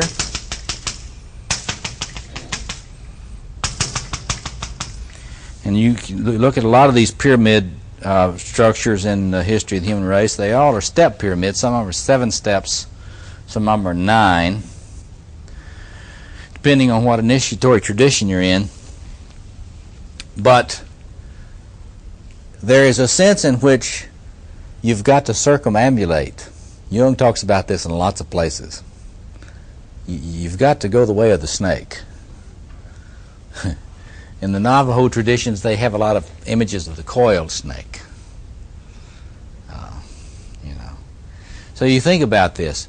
You can't really be fully developed in one of these because it's so unstable. You really become a monster when you just develop in one. And so the goal is to develop around the quarters and gradually move around on the higher levels, keeping some balance in the structure. See? So when you ask this question, well, where do these values come from? They come from the four quarters. You can't get a balanced value out of any one sector. The king-queen sector overvalue control. See? This is what Joseph Campbell imaged as the tyrant holdfast. If you get, you just got that king stuff, it will have too much interference, too much control. See? If you get too much of the warrior energy, a warrior is great at blowing things up and shooting them and chopping them to bits. But as one of the historians have always said, it's easier to fight a revolution than it is to establish an order afterwards. See? So the warrior has certain values, the king has certain values, the magician has certain values, and so they all have certain values, but alone it's really monstrous. So you get some, then you got to ask this question, well, why does Jung talk about wholeness? Well, that's why he talks about wholeness. Because an ethics of wholeness includes the values of all the four quadrants in a sort of a dynamic tension. You get an honoring of all these different, seemingly conflicting values. See? Think about a warrior without the lover energy. See? It's a necrophiliac. Doesn't value life very much. The Nazi SS troops were incredibly competent warriors. Incredibly competent. But they were so split off from this lover energy that they did not feel the value of gypsies. They did not feel the value of Jews. See? And so they could torture them and kill them and feel nothing. See? And so you really see the way in which this thing operates. Yeah. Where will intimacy come from? I think it's a major problem today. Yeah. Yeah. It's really an interesting thing to look at. Question. If you're loaded up with lover energy and you have very little warrior energy, will you be able to maintain intimacy? Why not? What? You will constantly be transgressing boundaries, and you will not know it. A person that's flooded with lover energy doesn't really know when they invade somebody else's space. Well, when somebody invades your space once, you try to grin and bear it. If they invade it twice, then it begins to be a little irritable. Have you ever tried living with somebody this is familiar? Yeah. So it's very interesting. You see the dynamic tension in that question, and because without that warrior energy in there to maintain a boundary, so you feel like you won't be constantly being invaded and sort of squashed. You will be alone. You will choose to be promiscuous and alone, for the most part alone. What happens to a lot of people that have got so much lover energy and they're very promiscuous, then they try that for a while, but it's so painful that then they begin to detach, and they move into this sort of trickster magician sector. and they start increasingly living alone, being alone. They back out. They start detaching into sort of asocial modes.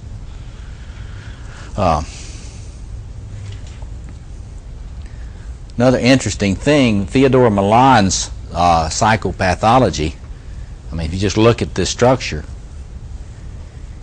Milan's system is based on what he argues, I think he's right, there are 4 basic modalities of psychopathology. They are the independent modes, which I place here. There are the ambivalent modes, which I place here. There are the dependent modes, which I place here. And there are the detached modes, which I place here.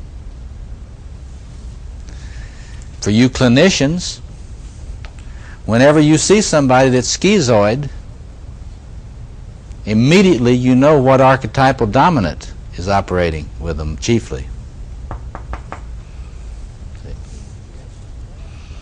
See?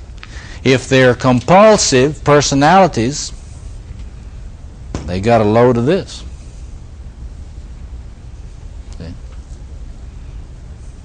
If they're either narcissistic personality disorders or antisocial personalities, the active independent killer Alexander Haig type.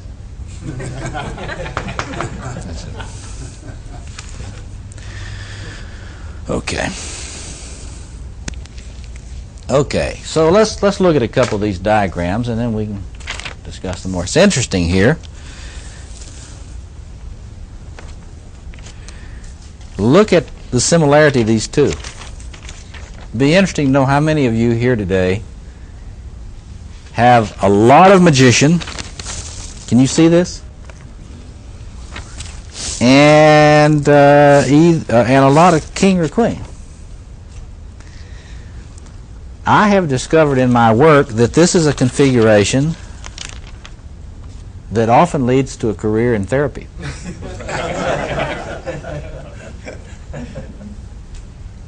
Now, why is that?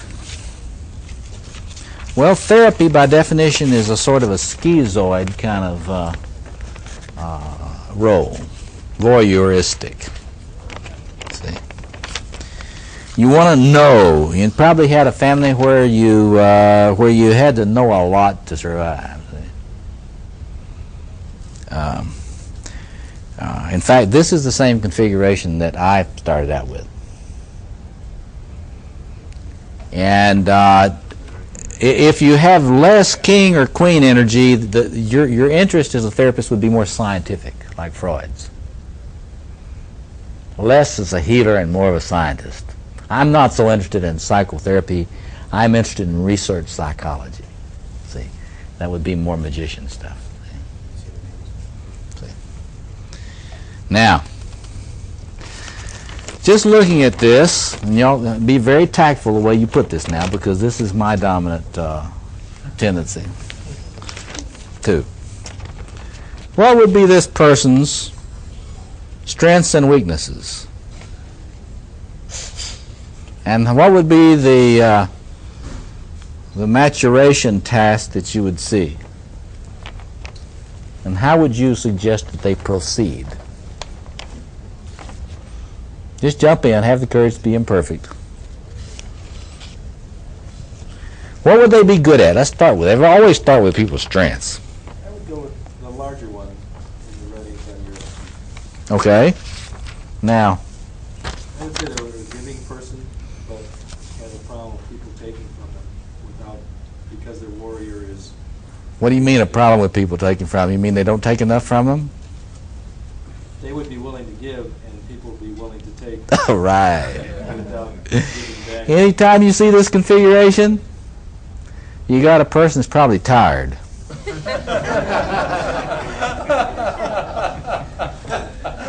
You understand what I mean? And how does this person protect himself or herself from that? Everybody protects themselves. Don't kid yourself. Detach. Why do you say that? You're right. Why do you look at that? Why do you say that person detaches? To protect themselves. Because they're not getting enough from the people that they would be attached to. That's true. You know, with all this magician stuff, that the way out is detachment. There is no way out as a king or queen. You got to be clear about this. King and queen equate with sacrifice. There's no difference. The archetype of sacrifice is in the king and queen sector. So if you got lots of king or queen energy, you tend to be a little masochistic. Unless, as he puts it, you're absolutely right, unless you happen to have a lot of warrior developed, which this person seems to have smaller amount, then this person has a hard time setting limits on other people's demands. And when they have to set limits, they disappear and detach. I don't answer your phone call. See? I really meant to, but but I didn't. See? Now, when I'm less kind to myself and I don't clean it up, I say that this is my passive. You can understand my passive-aggressive tendencies here, you see. Do you understand this? You see? Because, and therapists tend to be passive-aggressive. Why? If they're like this? Well, because they're very alienated from this warrior energy. And you know what? A therapist like this, we can say this is me, see? Well, I used to be when I was in my 30s anyway, before I practiced my pistol shooting.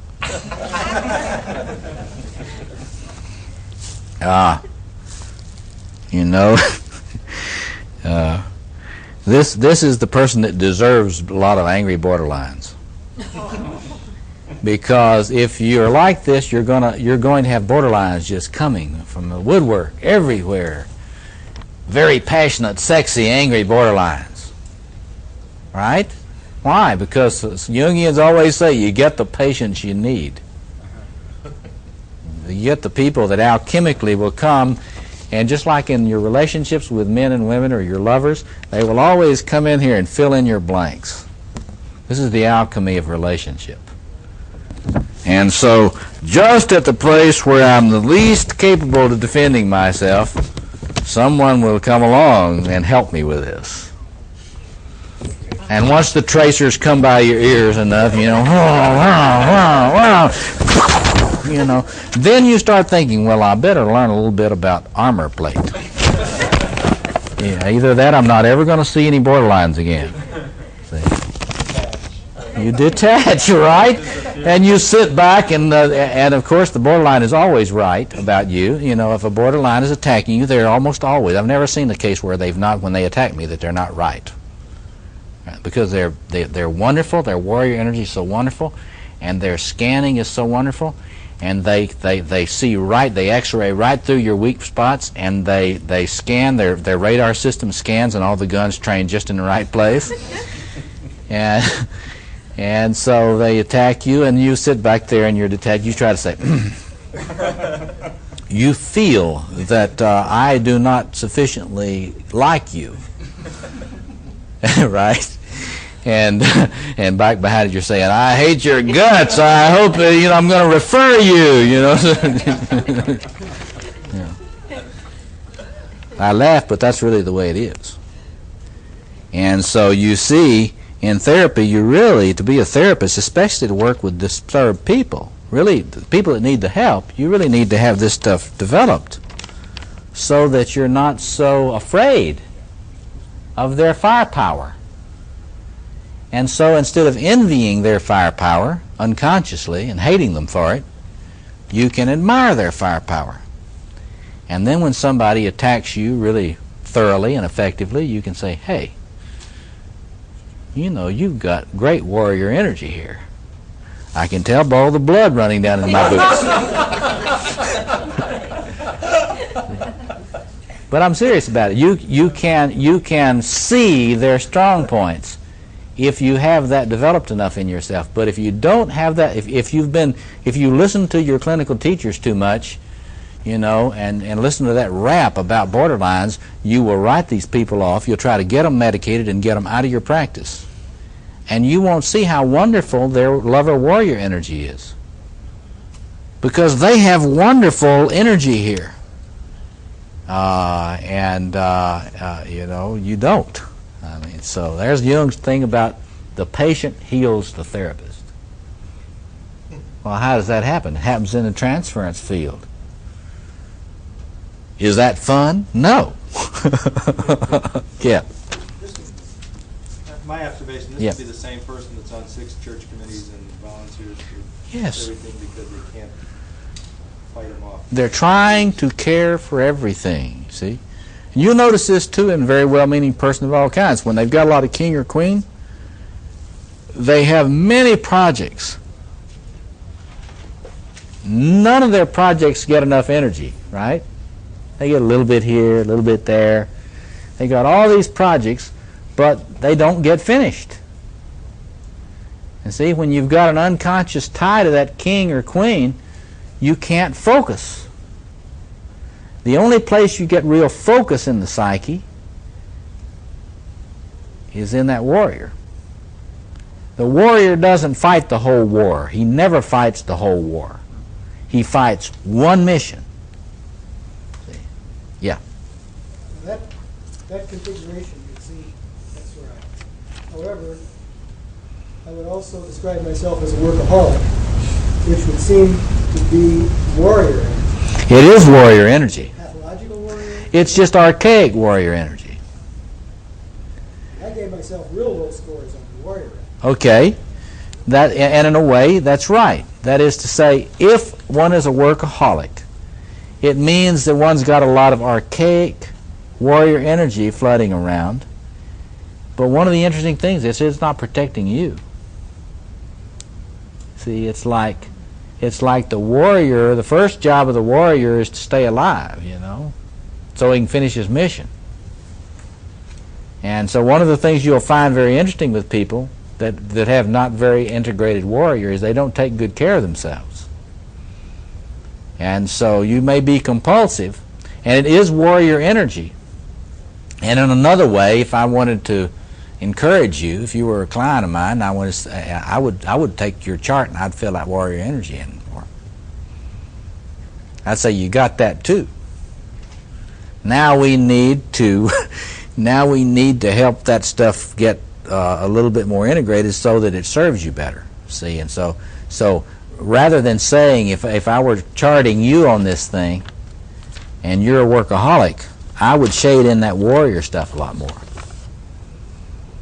Because if you're a workaholic, you're probably not very unstable in your total psyche. So you don't have many borderline characteristics. See, the borderline character, the real unstable personality will often have a lot of energy here. If you have much energy going into this or this, you will be more stable. Doesn't mean you're whole. It just means you're more stable, right? Okay. Now what? Let's do it this way. Now what if we had this configuration and we rearranged the titles and we've got practically very little magician, practically no king or queen, and Donald Trump. Really? You think so? Yeah, I do. I think he does nothing for anybody, and I think he masses up a lot of money and property for himself, and he has, sexual relations, whatever, that please him and violate others. Well, certainly the king energy in him is very shadowy king stuff. But I think he has a lot of king energy. Huh? Probably. I don't know. I don't know enough about North to say. But this would be a very, very could be Sid Vicious. Passionate, violent, not too swift. Doesn't have a lot of insight into his behavior. Doesn't care to have a lot of insight into his behavior. This would probably be. Did you see that movie with Richard Gere, where it was Breathless? This is Richard Gere's character in Breathless, the movie Breathless. You shake my nerves and you rattle my brains. Like a love drives a man insane. And you got my 9mm automatic, and we'll have some good sex, and then I'll go out and kill some people. That's that configuration. See, very little deep taproot of order, not calmness. This energy, I guarantee you, calmness, this person doesn't know calmness at all. Take a lot of dope. This person will come to therapy. Not voluntarily. They may get sent by their parole board. This is true. And if you're their therapist, you're going to have an exciting time. Never a dull moment with this person. You see that? You see these a lot in the movies. This is a popular one, I think. But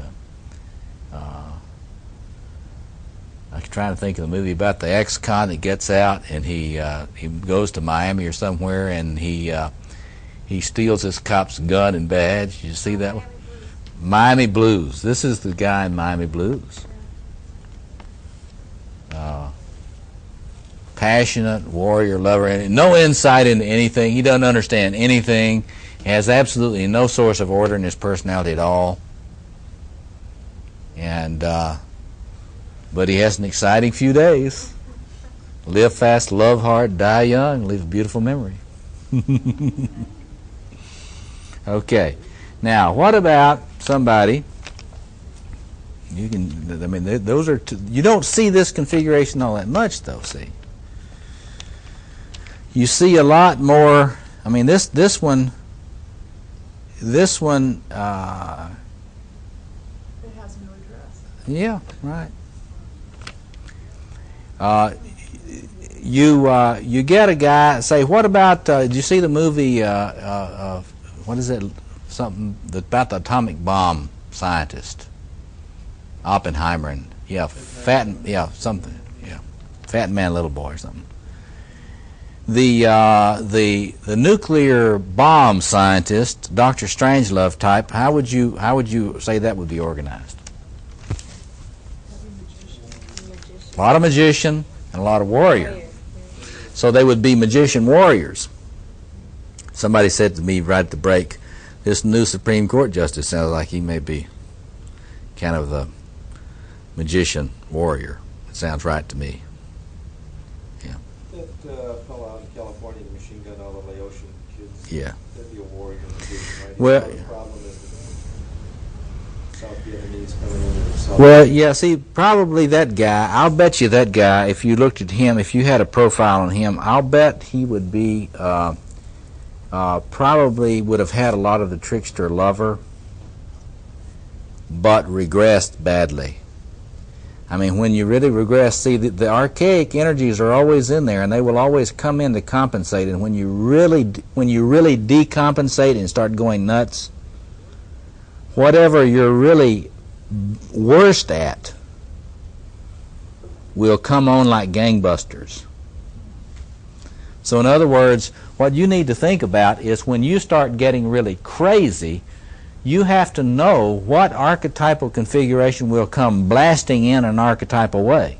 I mean, in a really raw, primitive way. Because when you get really crazy, that's what's going to happen.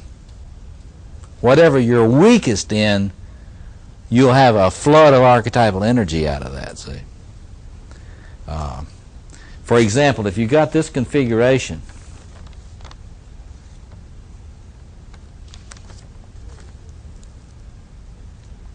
and you really get exhausted and really tired, you're likely to have an archetypal compensation in the warrior. See? So that guy may have been really, really weak in the warrior energy, and when he began to get really psychotic, then 4 came in. Yeah. Often assassins are, Lee Harvey Oswald and Sir Hans Herndon with this very quiet, Yes. very low lover, and that same thing, they would strike out as a warrior. Yeah, well, you see, then you get the messianic warrior. See, that's not a human warrior. when it comes in as a compensation, when somebody's going really crazy, it's not ever human. It's always divine. It's always, I am death, you know. I mean, I am the messianic vindicator here, terminator, you know. And so anytime you get that kind of really primitive, crazy, psychotic violence, it is an archetypal warrior compensating a very impotent, very weak, very passive self. So think about battering men. Think about men who batter. It's almost always, in my view, men who have a very unintegrated warrior. Because when they're in interactions with their partner, they tend to be very much like a little boy in terms of getting their feelings hurt. They're very vulnerable emotionally. And they get their feelings hurt enough times, and then they don't have any protection around their sternum here. And so then the archetypal warrior comes on to compensate that. Jung always emphasized compensation. The unconscious will always come and compensate. So it will come in a very raw, terrible, violent way. And so that's an important... When you're looking at yourself and your own struggle and what your vulnerabilities are, you need to figure out where you're weakest archetypally. Because when you're really fatigued and sick and in a grief process, that's when you'll be most vulnerable to the least developed fourth. Yeah. Could you say that happened with Carl Jung and his dissolution, that his lover started to come out? I think it's very interesting to look at Jung in this. I think Jung and Joseph Campbell have a very similar kind of archetypal structure, what they feel most comfortable with. I think there was, I think in Jung you see a lot of a magician energy, major magician energy, and a lot of lover energy in this quadrant over here. I think that the typological system that he developed is basically these two quadrants over here. And where I think you have an unconsciousness on Jung's part is in the king. And in other words, I think he had a lot more kingly pretensions than he was able to admit to. See, you know, he was not interested in building an institute at all. But when, you know, if he had wanted to stop it, he could have stopped it, right? He had all these people coming around building the Jung Institute, but he was not interested in having a school of thought. That sounds to me like a little unconscious king energy. See. And in terms of Jung's relationships with so many women, I think that's king. Because the great Lord of the Four Quarters, in those primitive forms, all the women are mine. Why? I and the world are one. You know, my body, you know, it's the body of Christ stuff. You know, everybody's supposed to participate in the body of Christ. That's king stuff. And when that archetype is unconscious and not really integrated, where one says, I intend to build all this. See, when the king energy is conscious, or the queen energy, you say, I'm going to build this. And you don't, when somebody says, you're trying to build this, you have an empire thing in mind. You don't say, oh no, not me. See? So, I mean, a lot of people will be irritated with me for saying that, but I really think that probably the warrior king side of Jung was more in the unconscious. Not that he didn't have those energies, he had them. But I don't think they were emphasized very much.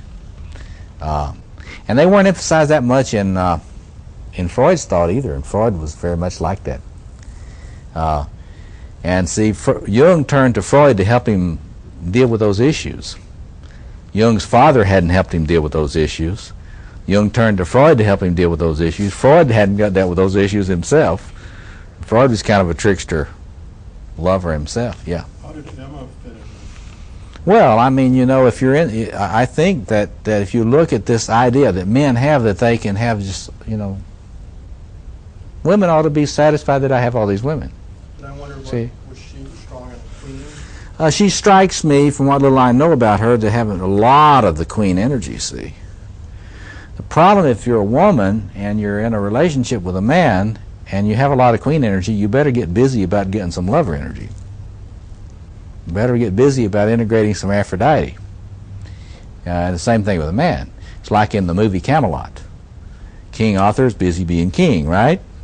Doesn't know about this warrior energy, maybe a little more comfortable with this warrior energy.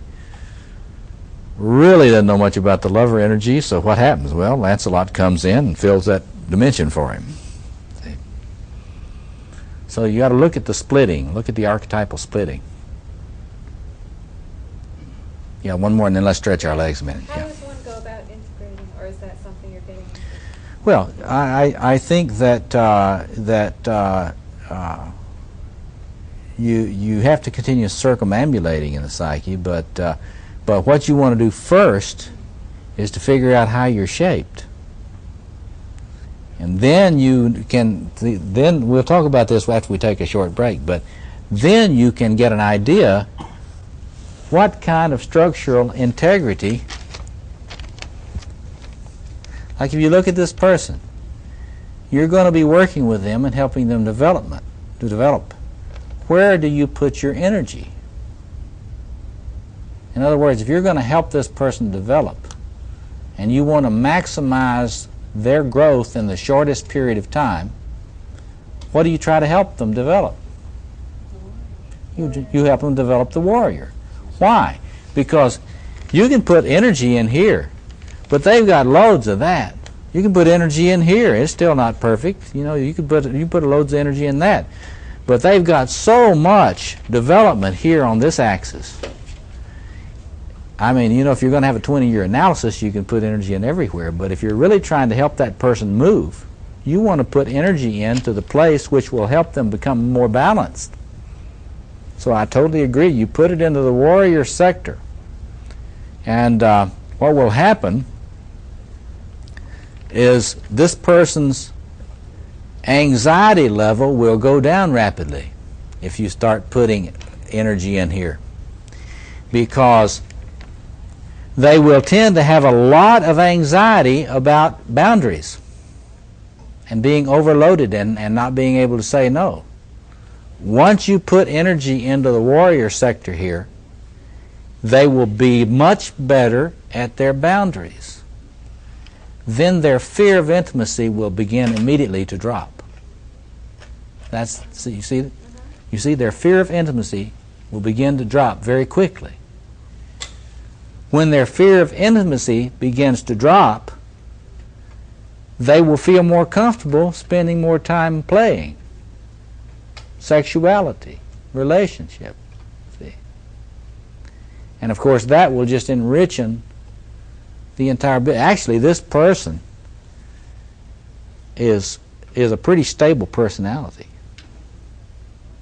Anytime you have a cross-section structure, you've got some stability. They're not really as unstable as borderline. Usually a borderline will split right there.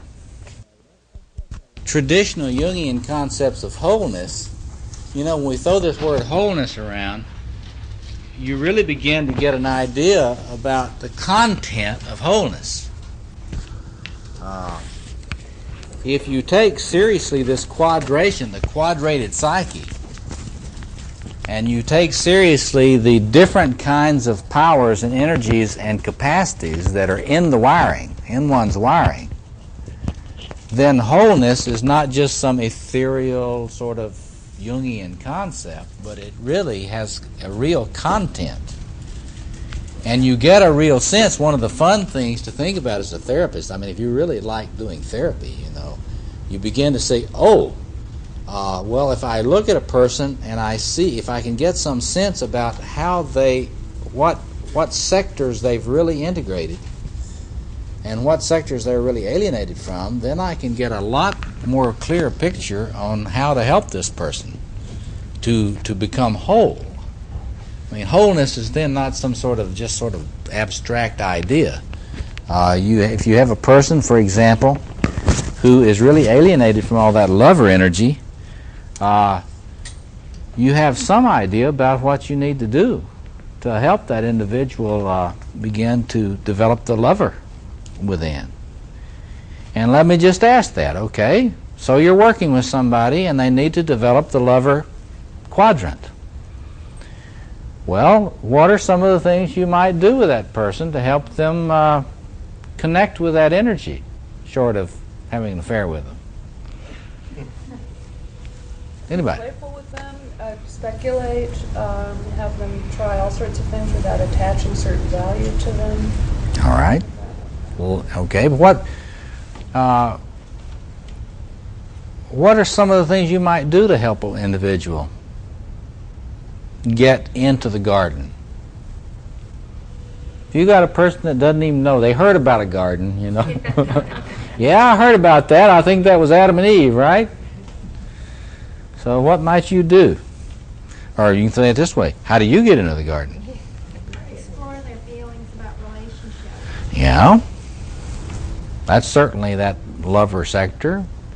What else might they do?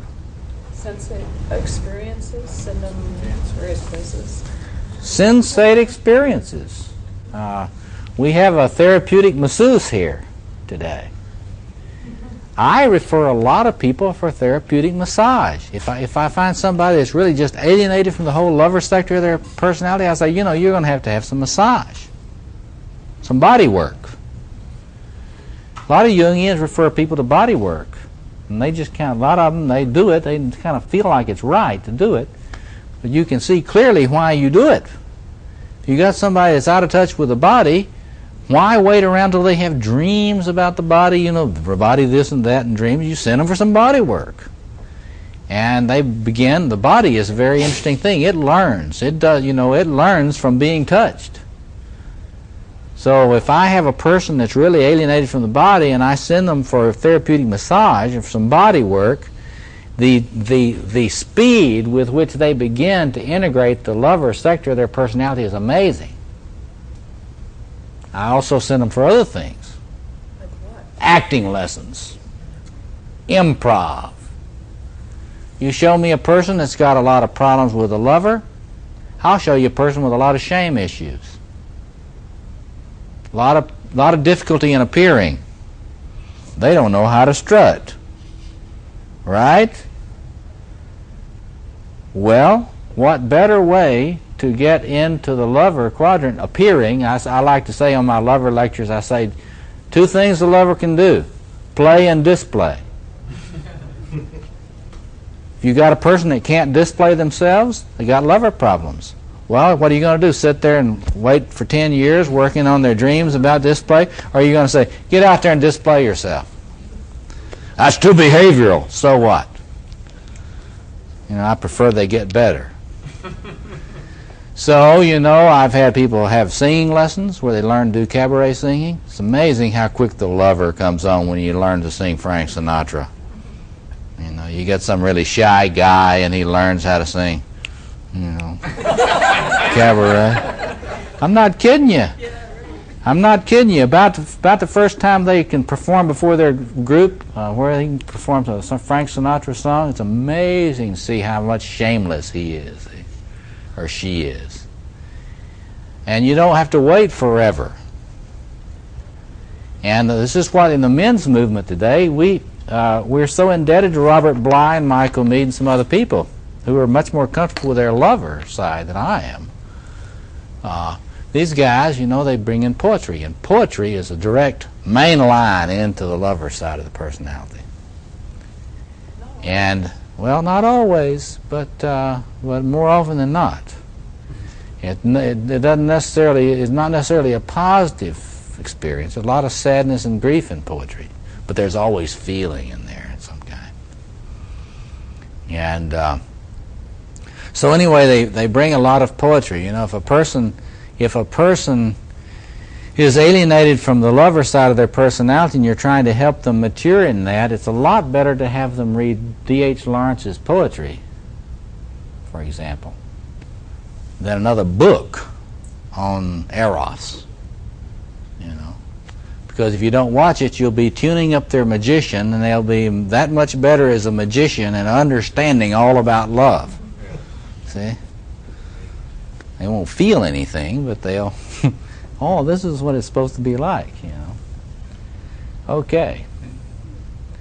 So you get a feeling about it. You can see how, you know, once you begin to see what space the person is locked out of, it's very helpful to come up with, you know, if you had a little training in behaviorism or something, you know, you can come up with behavioral objectives for people that really make big changes in their organization.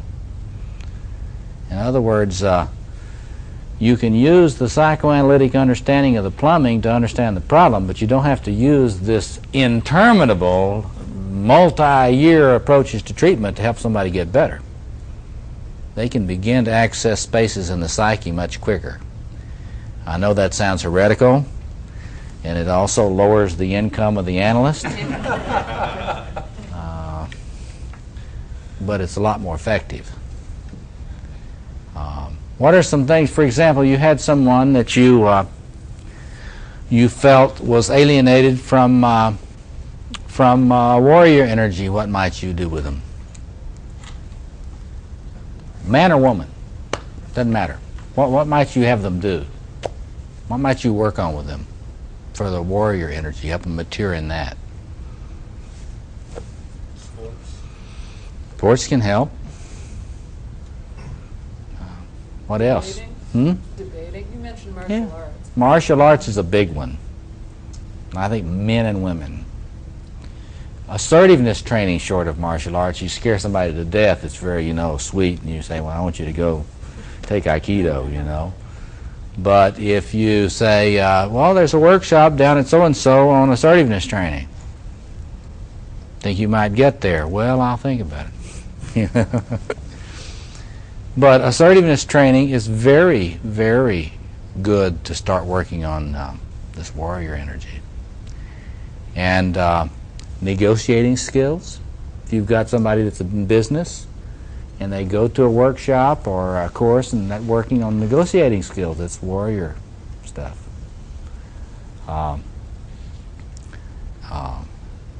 Physical conditioning programs help a lot with warrior stuff. And anything with a target. Anything with a target, anything with discipline, anything which enhances stamina, anything which de-emphasizes comfort. And of course then the warrior stuff, you know, the body stuff, the emphasis in the body is training, physical training and discipline and strength and agility. It's not so much feeling the pain, you know. The warrior stuff is where you're trying to get past that to a purpose or a goal. What about if you're trying to help someone facilitate development in the magician side of their personality? Say you've got somebody that's come to you and they're a stockbroker or a trader, and they're wonderful at some of the trickster stuff in the magician, but maybe they haven't got a lot of other things. What do you do with them in terms of ways of facilitating that?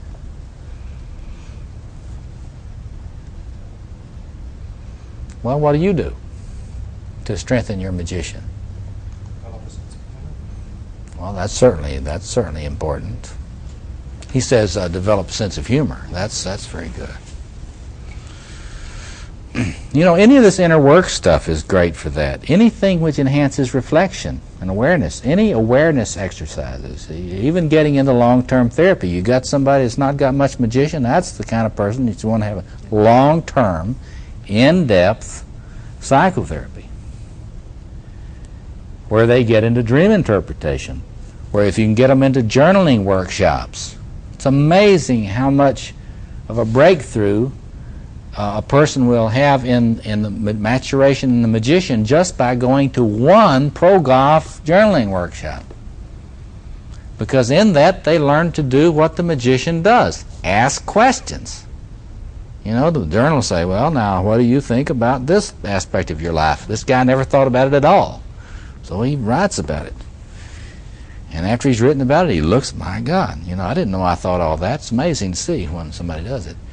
Now, Jungians are so into the magician energy.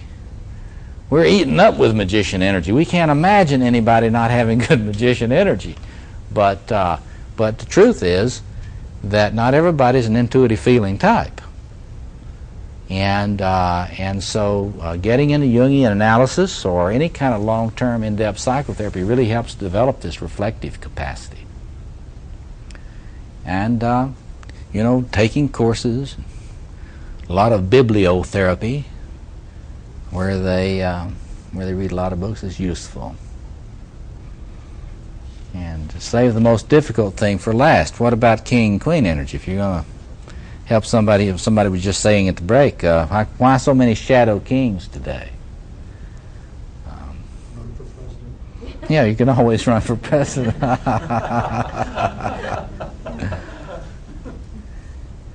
So how do you develop that energy?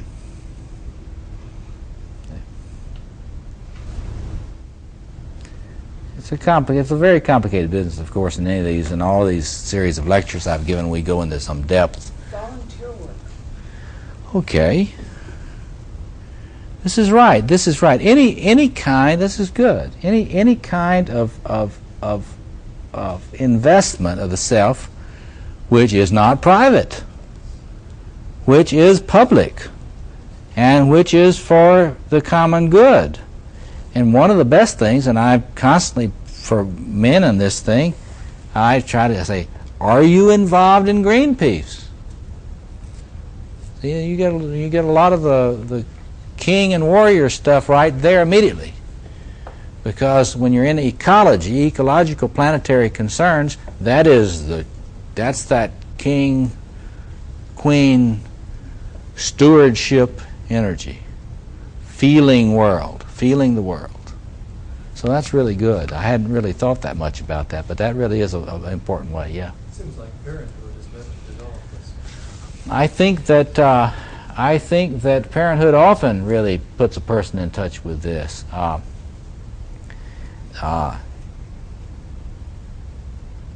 Provided it doesn't kill you first. But I mean, that is an important way in, and grandparenthood is even better. The difficulty, though, on this, one of the things you want to think about is the necessity to disidentify with an archetype while at the same time maintaining connection with its energy. And you need to do that with all these, because the archetypal pattern itself it will possess you if you're not differentiated from it. So in thinking of the king or queen energy, this is where spirituality comes in. One's spiritual practice is very important here, to disidentify with the king or queen. Yes. Empowering. What? Empowering. Yes, other people, you mean? Right. Yeah, and mentoring kinds of relationships. I think that's absolutely right. And to be able to even ask yourself, well, what is my responsibility in empowering other people? A lot of people never ask it. They question. And that's right. The Shadow King wants you to empower him. Yeah. So, but it's very interesting. The most important place to really do a lot of active imagination, I think, and when you're working with somebody that's very disturbed, I think active imagination with a king or queen is really, really an important place to work. Because if you can do that, it's just a very touching thing to work with somebody and they're doing active imagination with the king or the queen. Because when they work through and they get past that abusive king figure in there, there's always a shadow king in the psyche too, you know. and you do active imagination work through it, and then make connection with the positive king energy within, the king figure within an active imagination. It's a very touching thing. I have now, these lectures have been out around the country, and I'll be out traveling around the country, and men will come up to me and they will take me aside and tell me what their king did with them. And it's a very, very wonderful thing to listen to these men's experience of nurturing from these inner king figures, and how generous these inner king figures are, and how patient they are, and how empowering they are.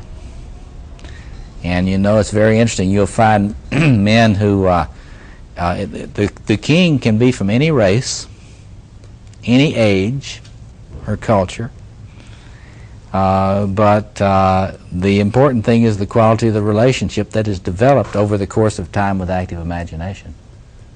How many of you have never heard of active imagination? Any of you? Okay, it's a standard Jungian technique which you can get an introduction to in Robert Johnson's book Inner Work.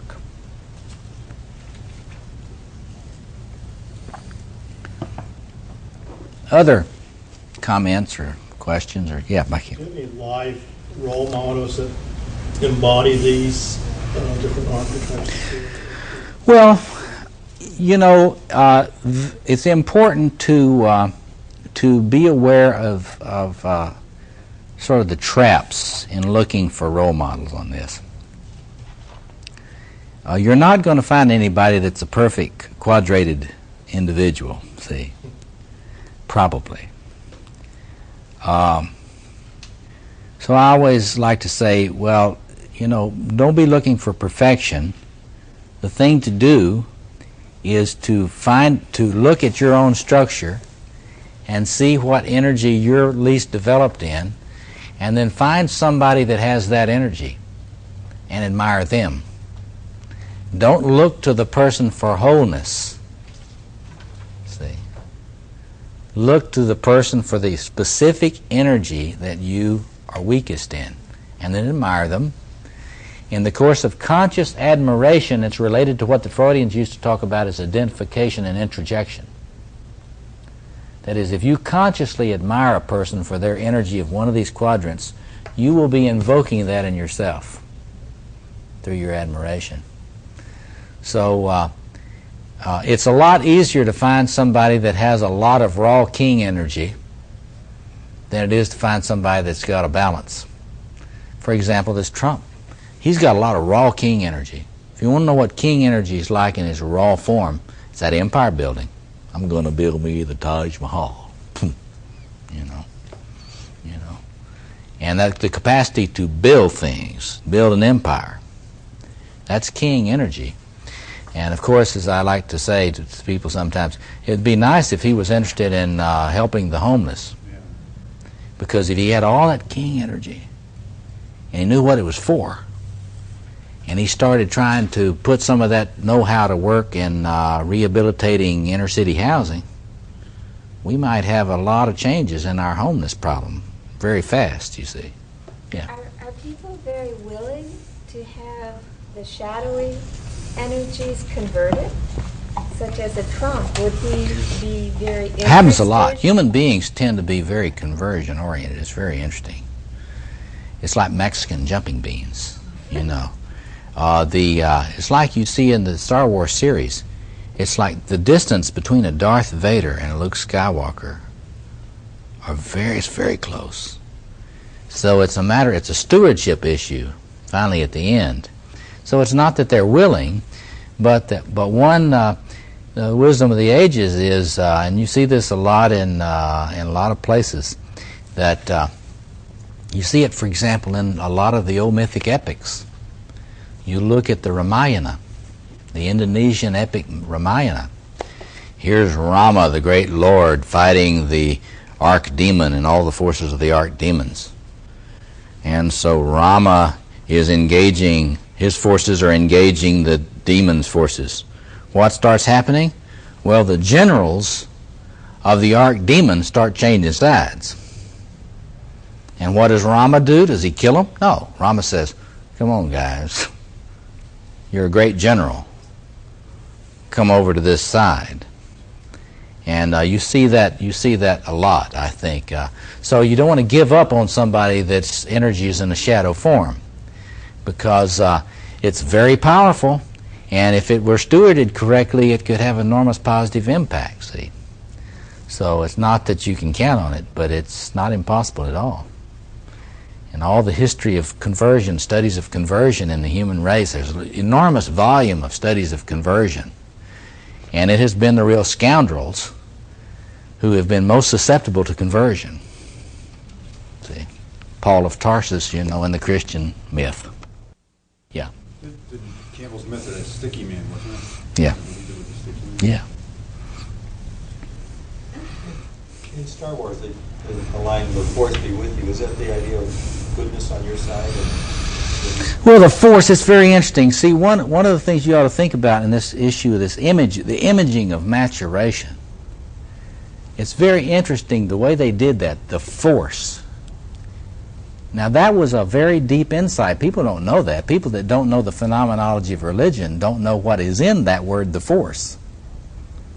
You have to study phenomenology of religion to know what that is. That's Gerardus van der Leeuw's book, Religion, Its Essence and Manifestation. And it means the essence of religion is power. Magical, numinous power. So what you're wishing is that the power be with you. And they make it clear in the Star Wars that power is ambivalent. The Force is not good, because it has also a shadow side. Remember the shadow side of the Force? They say the dark side of the Force. So it's really, in Jungian terms, archetypal power. What you got to get, this is what I want to emphasize to you as we sort of draw this to the ending part. I mean, maturation is empowerment. It is in large measure empowerment. It's not all it is. It is getting to the level of spiritual maturity that one knows about stewarding these powers for something larger than one's own egoistic or narcissistic ends. But that Force thing, it is empowerment. It's gold energy. It is the difference between moving in alchemy from lead to gold. And the image of moving into gold in alchemy, that means you're glowing. You're shining with energy. And so it is not one of these dull, responsible kinds of things like we have in developmental psychology. You know, if you're going to be mature, you're going to be responsible and boring, you know. It's more of a vibrant, passionate image. And I think that's what's very important about a Jungian point of view. The idea that with maturation comes incredibly potent empowerment in all these sectors of the psyche. And it's numinous or magical in its nature. Yeah. Is it the same thing as individuation? I think that Jungians would say maturation is one way of talking about the process of individuation. Of course, now you got to understand, Jung never reduced that to any kind of simplistic, one-dimensional thing. You know, like, you know, it's not, individuation is not just becoming a responsible follower of your vocation. It's not being a good Jesuit, see. It would include that dimension. But it would also include, as the Campbell, following your bliss. It would also include that erotic dimension of the self. And I think that you would never, wholeness would never be drudgery. Wholeness would be inclusiveness. It would be inclusive. Wholeness would never be dutifully just, you know, eking out your duty, you know, responsible action. It would be a passionate, sort of joyful quality in it. Yes.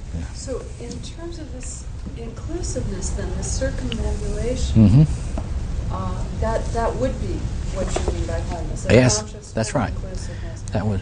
And I'm reminded in some ways of Kohlberg's hierarchy of moral reasoning. Yeah. And that involving not necessarily the end decision, but that circumambulation that That's involves right. a kind of empathic evaluation of the consequences to everything. That's right. You could also see the Gilligan stuff on that there too. It's like, except I don't say that's feminine, that emphasis. I say that includes the lover. And when the moral reasoning includes the lover valuations, it comes out differently than if it's only this duty moral reasoning. And so I think you're right. I think that women have traditionally carried that energy much better than men, still do. But I think that it's really an archetypal wholeness, balance, not just gender. Any other comments on it? Yeah. Well, I'd like you to expand on the secularization of the good king, or how has the good king been secularized? Well, I think, see, sacred kingship is a religious phenomenon. It's a mythic phenomenon. And with modernization and secularization, you lost any connection with that king dimension or queen dimension. There's no such thing as a modern secular king or queen. King or queen is not a secular concept. It's a mythic reality, sacral reality. And so in modern culture, that stuff goes in the unconscious, goes into the unconscious. It's no accident that we have this epidemic of narcissistic personality disorders, because that's all shadow king stuff. See, people identified with the king or queen archetype. And there is not a mythic container in our world for that. Could we conceivably have one? Yes. How? By reaffirming the importance of the mythic imagination. Well, moderns can't do that. Why the hell can't they? You know, I mean, there's no reason why you can't speak myth today. People do it all the time. And a lot of the scholars who are operating out of the magician will say, "Oh, no, you can't live in a myth today. We're secularized." Well, I know a lot of people that live out of myths. Well, do they know they're living in a myth? Yeah. There's no reason. The scholars think that you can't live in a mythic container if you know there's such a thing as a myth. There's no reason, rational reason, why that's the case. I mean, it's become a dogma in the academic world that that's the case. But that's because somebody that lives in the magician, like most professors, they cannot give assent to anything. They're basically deconstructionists. Deconstructionists cannot assent. Now, the problem with the person trying to live out of the magician and find wholeness out of the magician is that the magician never has wholeness. And so if you try to find wholeness out of the magician quadrant, it's impossible, because you can always find out 14 more reasons why the myth is wrong. See? Which gets us to the role of myth in this whole process. See, I think that the importance of myth has to do with the circumambulation. You listen to Joseph Campbell, any good tribal myth will take you in the four quarters. If you listen to Michael Meade tell myths and stories, you will notice that all the stories touch on the four quarters. And theology does not deal with the four quarters. It deals with the perspective of the magician. See? And this is where we got Rudolf Bultmann and demythologization, because that, from the point of view of the magician, everything has to be demythologized.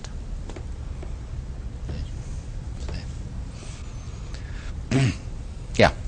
You mentioned a lot about sacred space, and then you alluded to the timing of, like, the king and queen at age 50, but I wondered if there's a sacred time, and perhaps at certain times of one's life, yeah, certain things should be developed more than others. Yeah.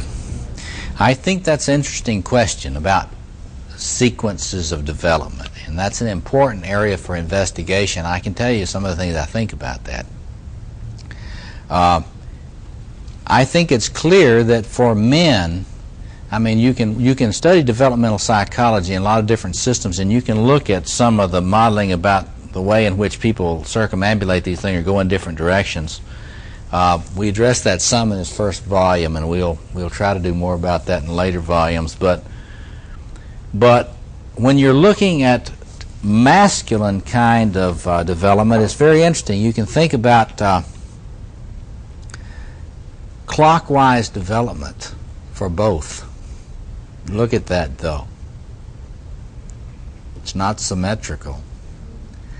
Clockwise development for the feminine would have the lover, the magician, the warrior, and the queen. And for the male, you get warrior, magician, lover, king. If you look at some of the studies about, even look at Gail Sheehy's study, along about midlife, men are developing their lover. They finally got to the lover part. Along about midlife, women are developing the warrior. Got any clues about why we have marital problems along about then? The guy says, "Here I am, honey." She says, "I'll see you later. I'm going to class." Or "I'm going to work." So that's the good news and the bad news. I mean, there is a sequence. And I really think that as we get deeper into this stuff and we understand more about the differences in the maturational task of men and women, you will see more and more. Any of you that need to leave, feel free to leave now. But I'll stick around a while. We'll talk about this for those who want to stay. It's like the male psyche has a much higher premium on warrior energies than the female psyche in terms of what they feel comfortable with. That is, unless the male has been in a family that was intent on disarming him. In other words, if his mother, like my mother, called in airstrikes, every time the boy wants to fight something, or son, we must not fight. No matter what happens, you must not fight. Nothing is worth fighting for. That's a lot of mothers tell this to their sons. And a lot of fathers are such weak warriors that they'll sit by and shut up while that's being done. It's bad enough when that's said to the little girl. See. But anyway, so if you've got that kind of home and the boy is not allowed to develop his, rambunctious, warrior scrapping self, then he will likely end up being a little trickster lover male and have a lot of difficulties later on in life getting himself together. See, it really predisposes the boy to being a borderline when that happens. See. Now, if a girl, when she is getting into her lover self in the home, is abused, if she is the object of abuse, either verbal or physical abuse, particularly from a male, but even from the mother, if she's brutalized by the masculine, she will often have a hyper development of her warrior in an early phase. That is, she won't be waiting till she's later on to develop that. It will develop in a very powerful, very, very heavily armed Amazon. And it will be trying to protect that lover self of hers, which has been so wounded. So you get an interesting kind of thing in wounded men and wounded women. A lot of the time in men, when you see this borderline thing, their warrior, their early development of the warrior, which I consider probably phase specific, phase appropriate, if that has been trashed in a man, he will likely develop into a trickster, lover, borderline. If you have a woman whose home is so unsafe for her that she is brutalized and abused a lot, she will often develop in a heavily hyper-developed Amazon figure who has tremendous problems in relationships, even if she becomes lesbian. She'll have problems in her lesbian relationships because of how hard she is. And so you see that if the home is abusive of that particular energy, then you will get a development of a particular archetypal potential in a way that's very rigid and hard to integrate. But I think one of the things also you got to think about in terms of the culture and biology here. See, I think some of this stuff is sociobiological and goes back to primate development. But if there is a differential in the sequence of development in men and women, males and females of our species, then our culture has a responsibility to do some compensation on that and take that into consideration and try to strengthen those sectors. See, what they used to do in Victorian era, in early Jungian thought, is if a woman was trying to develop her warrior, they would attack her for being male. You know, in classical Jungian theory, if a woman comes on with a lot of good warrior energy, she will be attacked as being what? Animus possessed. See, I think that's really slanderous of the feminine, because a woman's warrior energy ought to be blessed. I think it ought to be blessed real early, in grade school, preschool. And a man's lover energy ought to be blessed, but it has to be recognized that a male has different terror about that lover stuff than a woman, because of the differing differentiation needs that a lot of the developmental psychologists pointed out. Yeah. It seems earlier, if an over-artistic male goes toward homosexual, is an over-warrior woman? You can't be over-artistic, in my view. Okay, well, you mean somebody that's flooding with lover energy or something? Right, and missing on the... Now say it again now. If a man who is heavily into the lover quadrant and artistic tends toward homosexual, does a woman tend toward lesbianism? That would be an interesting question. I haven't thought about that. You'd have to do a very careful anthropological kind of comparative study of homosexuality, in which you look and see about patterns. That's an empirical question, and I don't really know about it. I do know from my work with male homosexuals that vast numbers of male homosexuals have enormous artistic capacities. And I think I would be willing to say that most gay men I know are tremendously developed in the lover side quadrant of their personalities.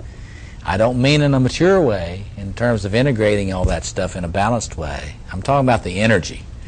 I mean, there are so many gay men in the arts who are very creative in the arts. Of course, they're being decimated now with AIDS, but at least with gay men, I think that I've talked to a lot of gay men about this, and they have a sense about the power of the lover archetype in masculine homosexual culture. If you study the behavioral patterns in the male homosexual community, I mean, there's so much lover energy there. I mean, it's just incredible. And I think heterosexual men's homophobia. You know what I'm going to say about that? What do you think?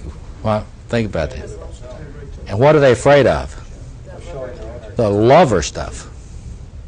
Heterosexual males, a lot of the time, are very alienated from the lover aspect. See, that's much more typical of heterosexual males. The lover stuff is hard to integrate. Comes around at midlife, and it doesn't get integrated very well then. And that's, see, what is that energy? The lover energy comes up, see, you've been working on developing your career and buying your house in Winnetka or somewhere on the North Shore, You know, you've been getting all your diplomas and degrees and becoming a board certified this or that or the other, and you got 2.5 kids, and everything is perfect, and you've been really doing this like this, and all of a sudden Aphrodite appears and evokes the lover archetype in you. And all of a sudden you don't give a shit about diplomas, you don't care about houses, you don't care about, careers. You would do anything to be with her or him, and you would sell anything, give away kids, you don't care about the kids.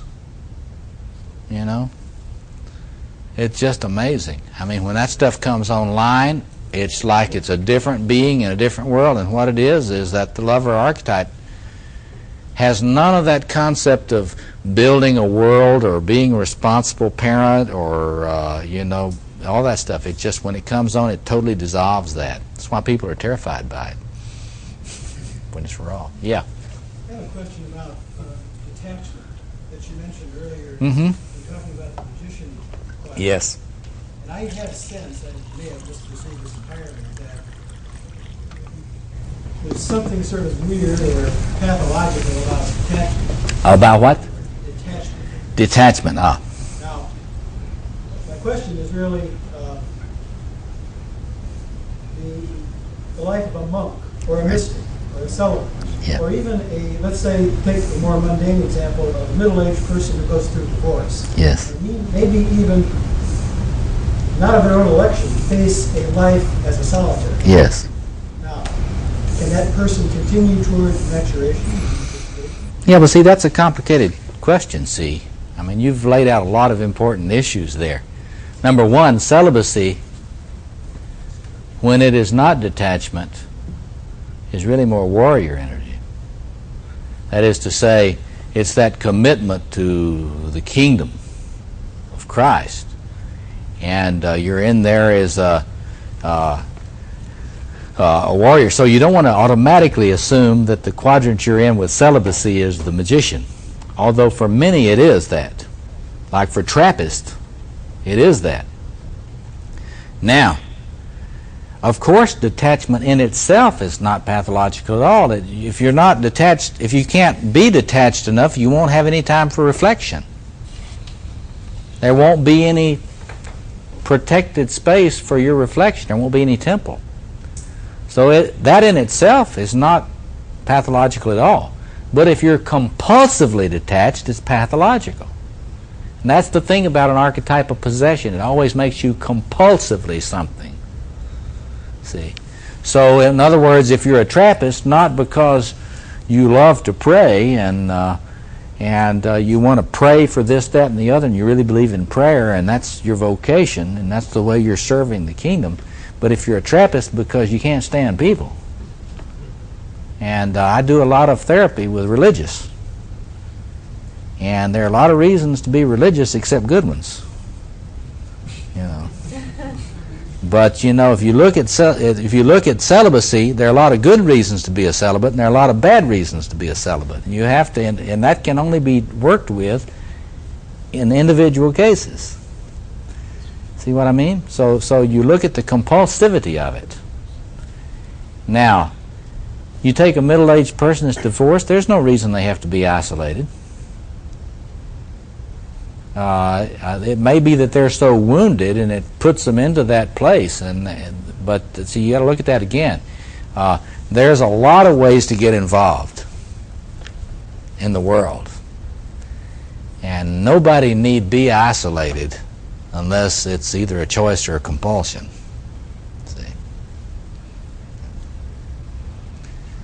Let those of you that have to go now go. Those of you that have to go now go. Those of you that have to go now go. Those of you that have to go now go. Those of you that have to go now go. Those